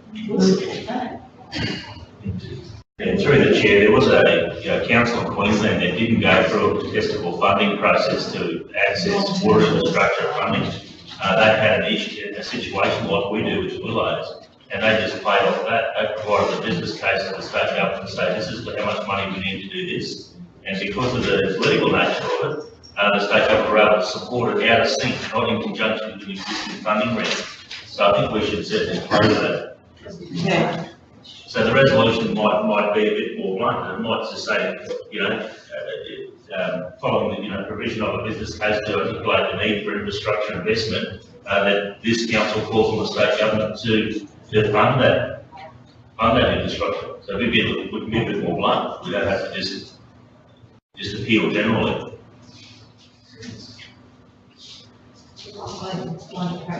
So the committee might like to see what the general manager has in mind as far as infrastructure goes, and what the price tag is associated with that, and it might be offered to state government in the form of a direct request for support.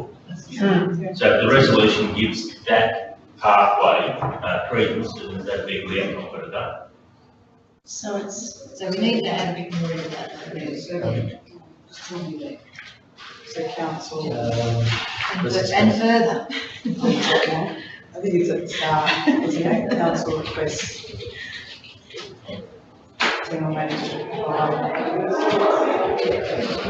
You're going with me. Closed session, though.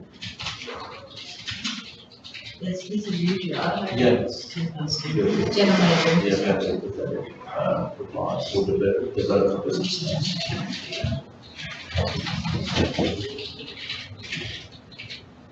Case to.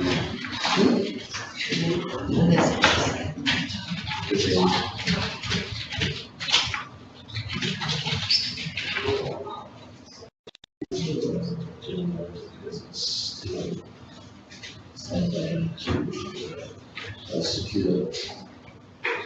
Yeah.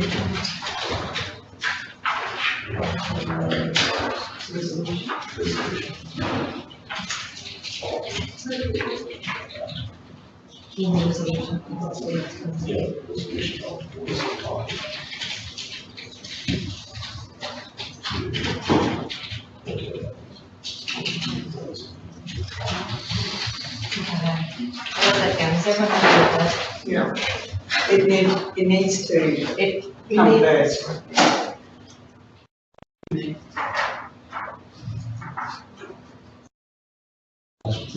I agree. Yeah, put that bit first and then put second steps. The and reimbursement for.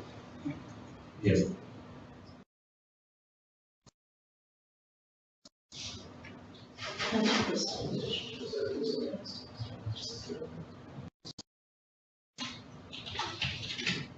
Securing, to the state government securing a long-term, take out two and A.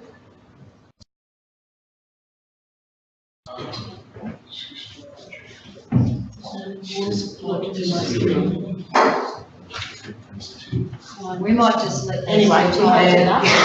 Move in a second. Mix it up, I think the intent's there, and we haven't tied it this afternoon. Move councillor Daniel, second councillor Rob, all in favour? Unanimous. Thank you. Right, where are we? Thanks for your, move councillor Daniel, second councillor Rob, unanimous. So Gerard, I think that brings me to the end of your report, so I'll just ask us if quickly any general business before we move into those closed session items. Do we have to talk about that? For 2 minutes.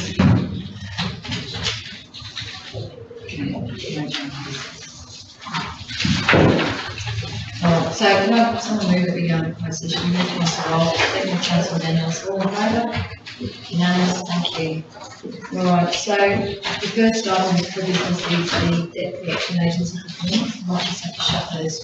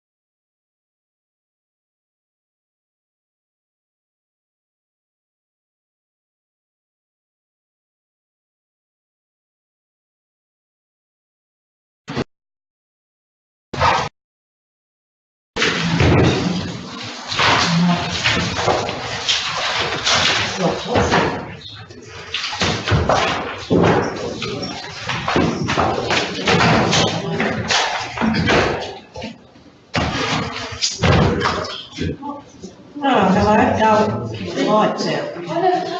What's here? Just under your desk. Oh, do you reckon, oh, I should give it a share. Charlie needs it nice and relaxed in here.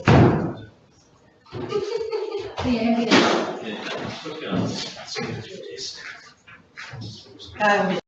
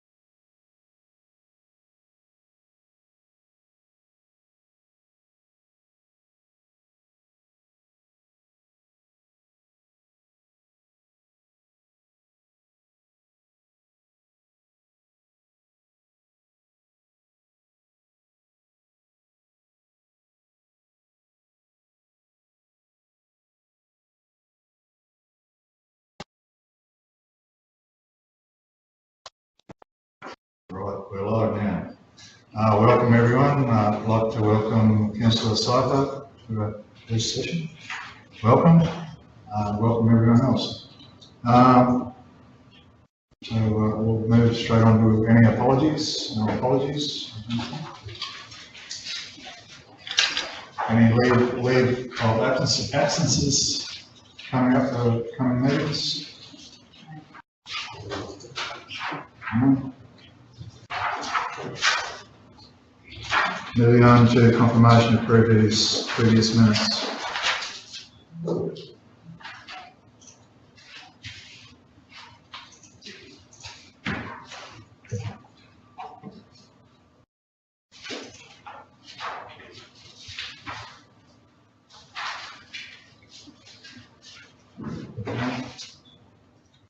Should I move it for confirmation? Councillor Daniels, second Councillor Goodman-Smith. All those in favour? Carried unanimous. Business arising out of the minutes?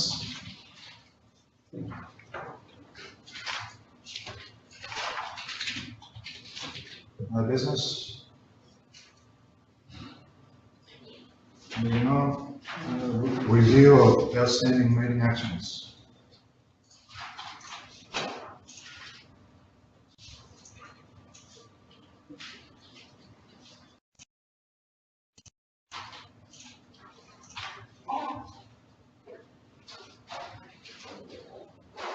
Any actions?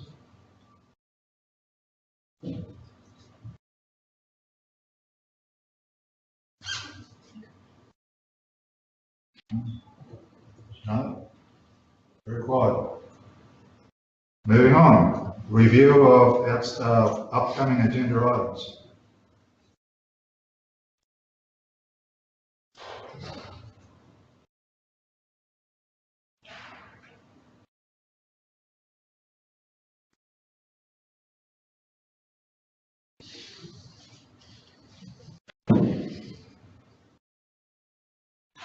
Am I moving too fast?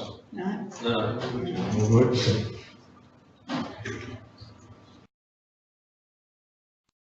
Any comments on upcoming agenda items? All good? All good? Just, sorry, going back.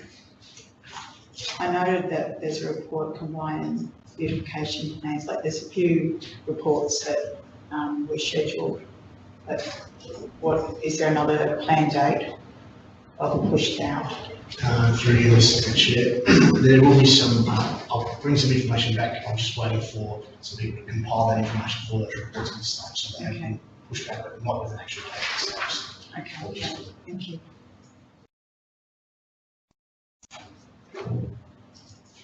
Is the youth strategy still on target for the 12th of December? Through you, Mr. Chair, the youth strategy is on target for the 12th of December. There's a draft within your emails. Yeah, just got a draft. Yeah.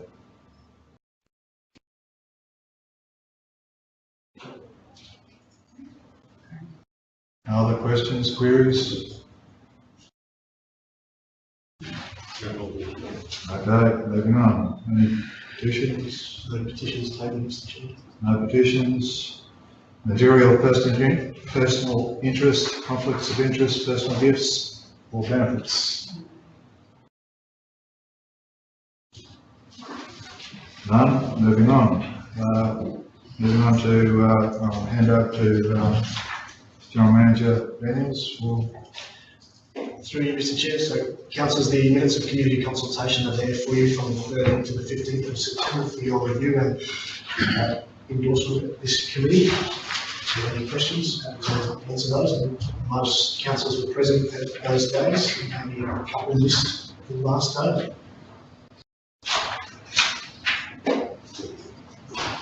Need a motion or just,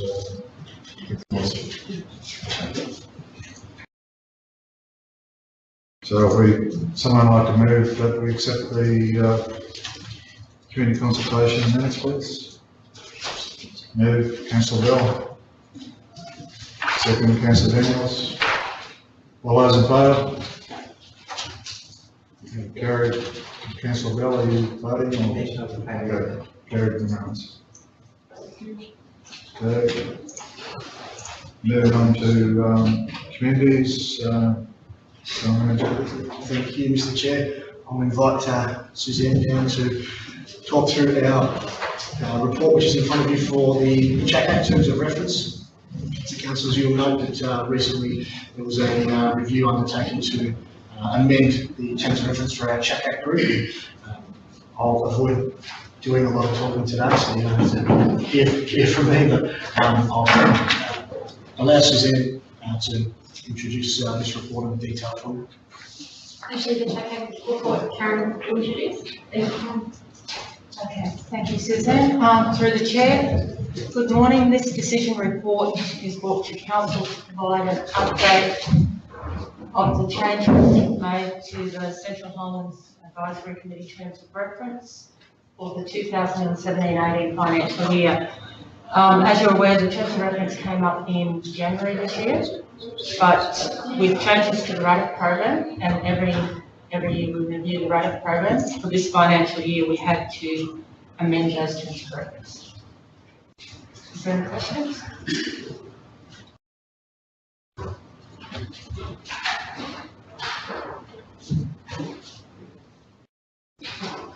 Questions, queries?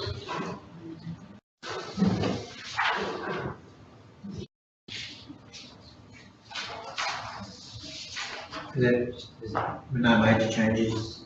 No, I Nothing think there, there's not, it's making it more workable. it was, the main change there was when we went to that 2-round model instead of the 4-round model, so it needed to be reflected in terms of that process. Okay, no other questions? Okay, we have a motion there. Does someone like to move the motion? Councillor Daniels. Councillor McIntyre, second. All those in favour? Carried unanimously. Moving on, community reference group review. Through you, Mr. Chair, so councillors will be aware as well, there are a number of meetings which councillors participated in, and quite an extensive review that was undertaken from the CRG process in terms of the model which was created in 2013 and some potential amendments to that model just to operate as efficiently as we can. So that review occurred recently, and we had that meeting in the executive room a couple of weeks ago. So again, I'll hand it over to Suzanne to outline the details of some of those meetings in the report here, which is indicating a number of adjustments to the CRG process. Oh, thank you, Daniel. Through the chair, the community reference group model was created in 2013 to implement the Central Highlands 2020 community plan. So in July this year, noting that 2 years have passed since the final community reference group was established and 4 years since the first, it was considered necessary and important that the council review and identify opportunities to improve upon the community reference group model. So a review was undertaken, and the community reference group review report findings are presented to council today.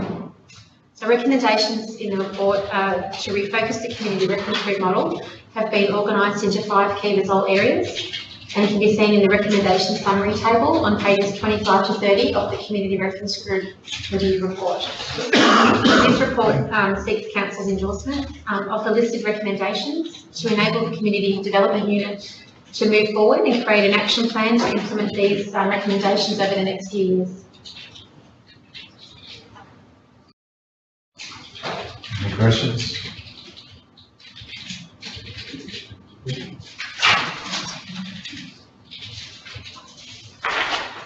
Because I think one of the features of reporting back, have you got something in mind there? I'm going to report back that base of the meetings themselves. Is that going to change much? In terms of the meetings they held, we looked at the process for actions and how they reported. One of the recommendations was to review the minute-taking process so that it was more focused on the actions that are that come out of those meetings to ensure that they get processed. We're ready to run with that and keep our side of the plan. Well, what needs to happen is if council are ready today to endorse the recommendations, the next step is to make an action plan, and within that action plan will be a plan created to actually get into that state that you're talking about and ready to move ahead with all of those things. So as soon as we've got the endorsement, we can move ahead with the action plan to implement all those things, and we'll prioritise them accordingly. So that would be one of the things that would be prioritised first, is making sure the meetings are run very effectively. Through the chair, can I just ask you to perhaps we had a discussion I think about, and I'm referring to page 20 in there around the recommendations around, those active place-based community groups versus, expanding that. So could you tell us a bit more about potentially what we might be doing to do that? So one of the recommendations was involving looking at other place-based community groups around the Central Highlands that aren't obviously captured as part of the community reference group process. So when we're looking at all of those groups, I think there's a lot of really great work happening in our communities. We've got a very vibrant community that's doing lots of great things. So as a longer term goal, we would like to look at what those groups are doing, and as they're working independently, look at what they're doing as a best practice and find out how they're operating, and potentially work with them and collaborate in some kind of partnership, potentially partnership model. Nothing's obviously decided because we need to have a look at all of that. Even if it was something like the actions that come out of those meetings are often not known beyond people that attend those groups. Some of those groups don't have minutes or actions that come out of them. Sometimes it's a bit ad hoc. So we would like to look at some kind of potential model where The agenda of the minutes, at least, of those meetings could be potentially posted through the CH22 website, so that there could be more awareness within our community of what is happening within each community, not just in the community reference groups.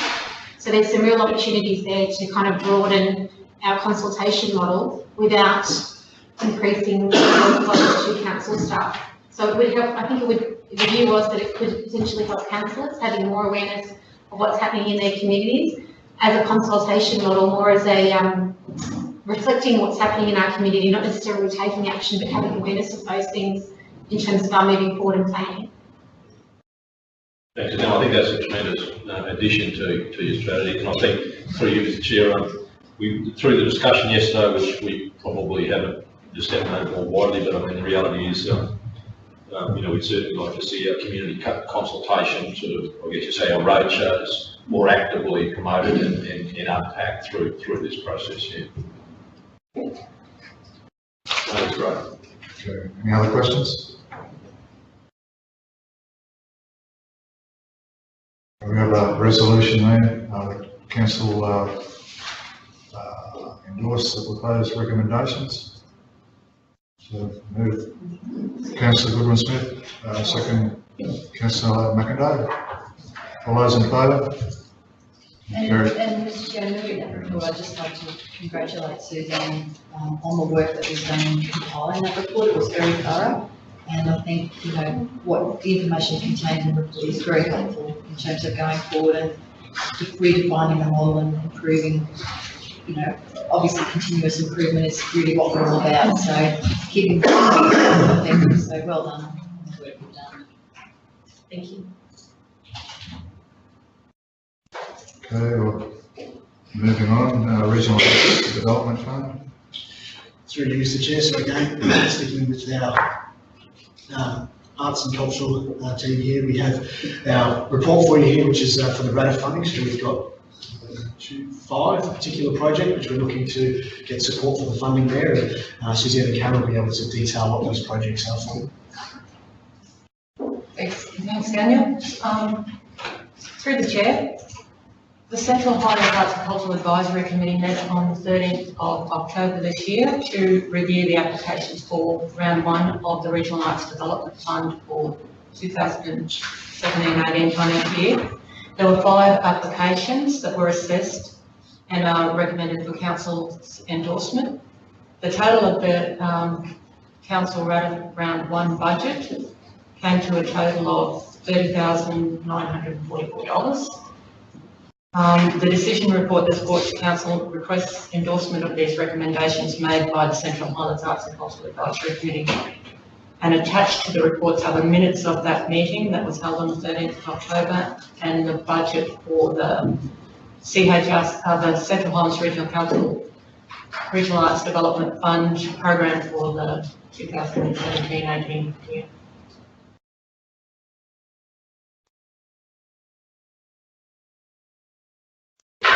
Questions, queries?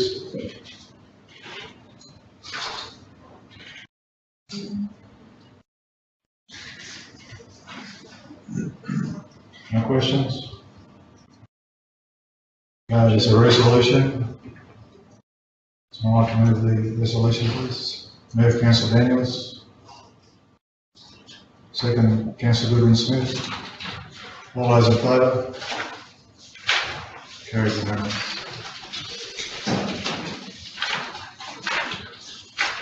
Okay. Thank you.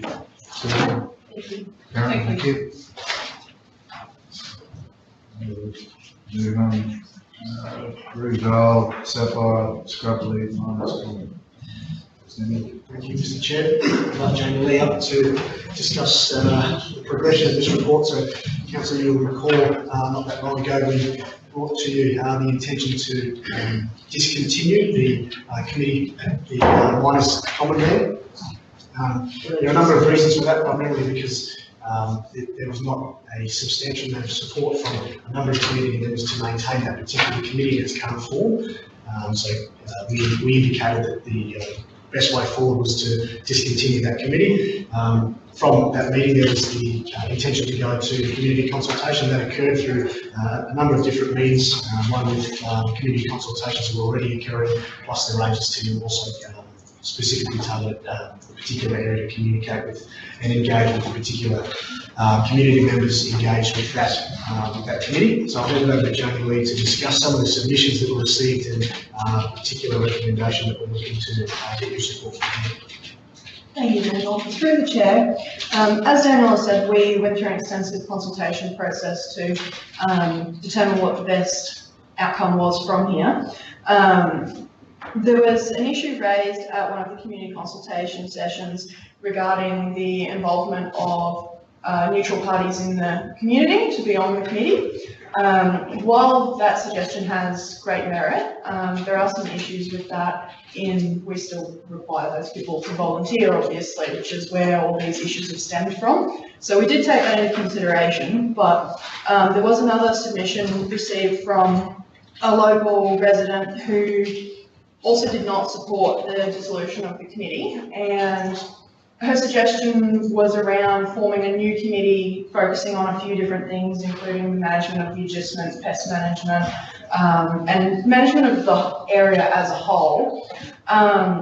There's good aspects to that submission as well, but there are some limitations on what could be done by a committee because some of those things are already managed by council. They're the responsibility of the Department of Natural Resources and Mines, and aren't something that we can delegate for a committee to do. And again, it falls back on being able to get the community volunteers involved and willing to do that. It's definitely a good submission, but changing the name of the committee is not necessarily going to resolve the issues that we're having with actually having enough people to form a quorum and have a full committee. The other submission we received was from the current registered stock owners and was actually discussed with them in some detail. And that was the proposal to form an advisory board instead of an actual adjustment committee. And the board itself, the idea being that all stock owners would have a position on the board and have the right to advise on what should happen with the management of their stock. And also represented from that board would be able to sit on the Roy Day Park user group, which has been one of their main concerns, that if they don't have a committee, then they may lose their rights on that user group and their use of the park. So it does cover off those aspects, but it also prevents the issues we were having with bias in the community, saying that certain people have powers that others don't, or are allowed to approve adjustment that they wouldn't have approved, or that kind of thing, because that power will still reside with council. They'll function in an advisory fashion and advise on things like when it's time to muster, if they want to put leak blocks out for their cattle, all those on the ground management things that they're concerned about, they're going to lose if we remove that committee.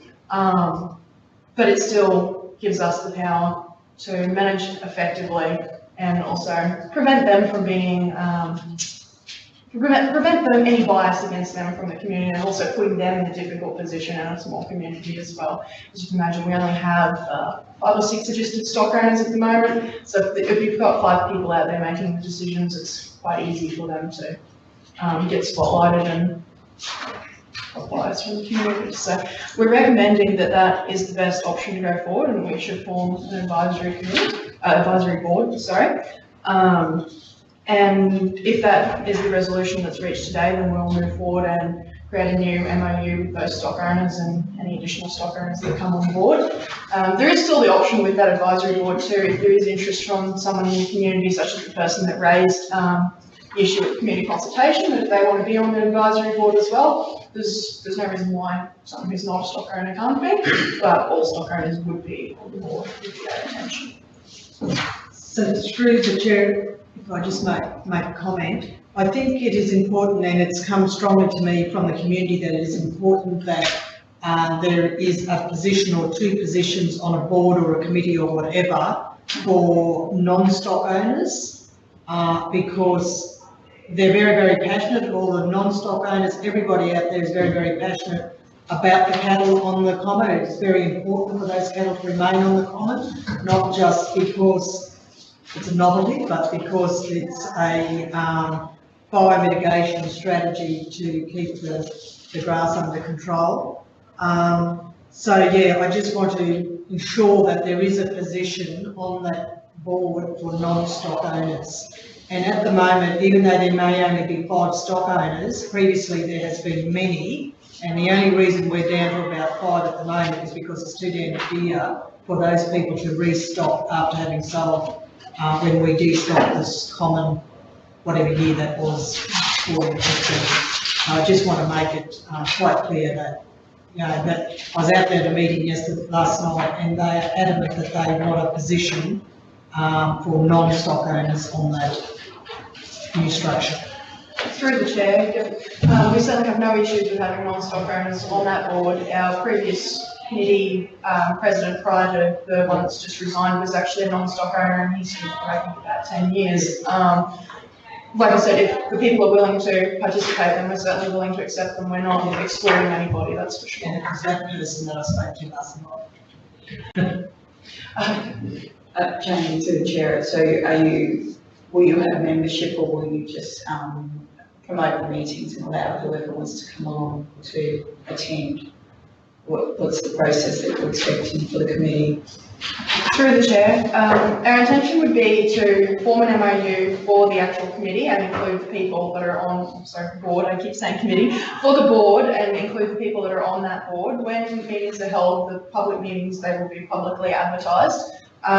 In regards to someone who's a non-stock owner, they just need to let us know that they want a position on the board and come forth to a meeting or put something in writing, and we can certainly accommodate that, and we'll make sure that that's something that's included in the rules around how the board will work, how they will actually apply. And if we are to resolve to have a board, when we advertise that that's what's happening, we'll make it quite clear how that's going to function and how you can partake in that.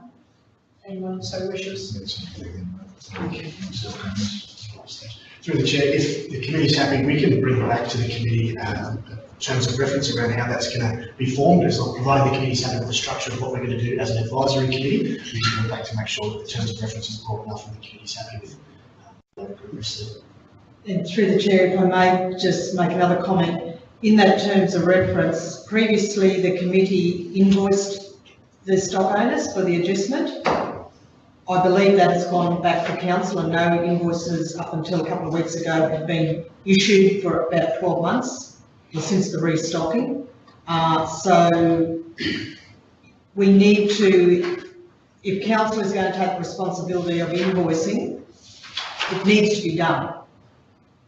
Those invoices need to be sent out, and those people need to be paying their adjustment. And they're more than willing to pay their adjustment. And it's the stock owners themselves that raised that issue with me, that they have not been issued invoices for their adjustment. So previously it was done by the volunteer committee, and it was done, the money came in, and at the moment that has stopped, and unless it's been picked up in the last 3 weeks. Through the chair, since the destocking occurred, fees have all been paid to council. The format that the fees have been paid is similar to all our other permitting that Ranger Services manages. So the person comes into customer service, pays the application fee, and then we've had them paying for the period that they're adjusting for. When that period's expired, we sent out a letter advising them that it's expired, and if they wish to extend for the next period, that they need to come in and pay the fee. They're currently not receiving a formal invoice as such because they haven't been put through council's creditor system, but that's something we're intending to rectify. But the fees have certainly been getting paid, it's just not in the format that they're used to. Okay. Any further questions? No, that's fine. We have a motion there.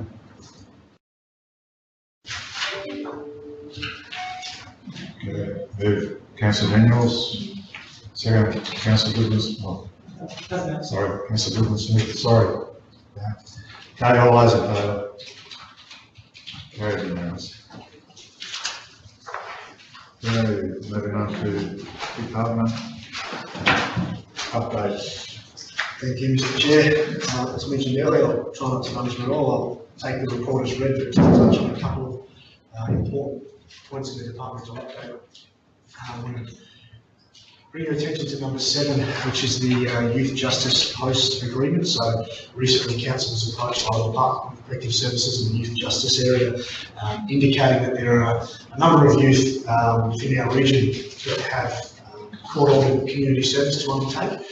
So there's certainly an obligation that the council has in where we do have the opportunity to accommodate some youth within our region to assist the department there to get some meaningful work done within our region. So that particular work is going to be undertaken through some beautification of parks, graffiti removal, very simple tasks that certainly not onerous on council, but again, a great opportunity for us. We haven't had an agreement with the department before, so this is certainly one we're looking to build with the double-edged sword, hopefully not having lots of youth on community service orders. If I can take you on to number 15 as well. So we've got some new appointments in our planning and environment team. Our new town planner, Jen Marsh, who's up the back, so we've brought him for you to identify faces to names, and also Stephanie Patton, who's our coordinator for planning at this stage. So both started a couple of weeks ago, and they'll be suitably undertaking the large amount of work in our planning department with us. So thank you for coming on.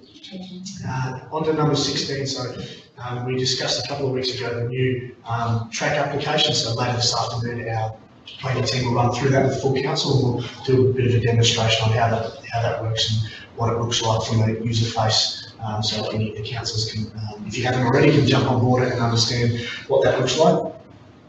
And I'll leave it at that unless any councillors have any questions about any of the particular operational matters.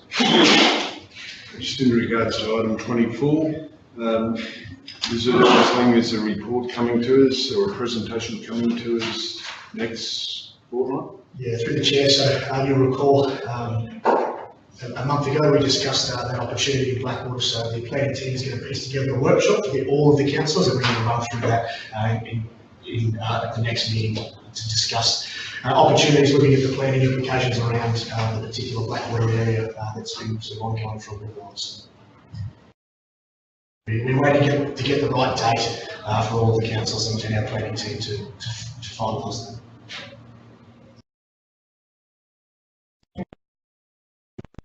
Thank you, Daniel. Moving on to general business. General business.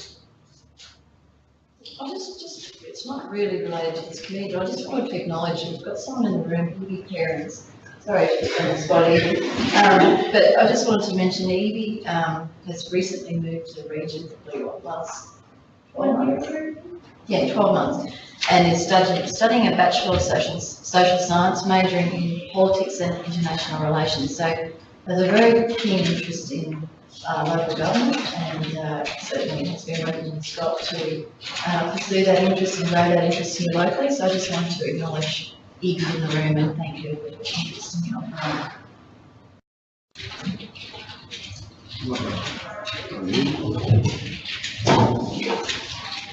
No other general business? Okay, Neil will close session. Neil, late agenda items. Thank you, everyone. Thank you. Cool. Good regaining of the lost time.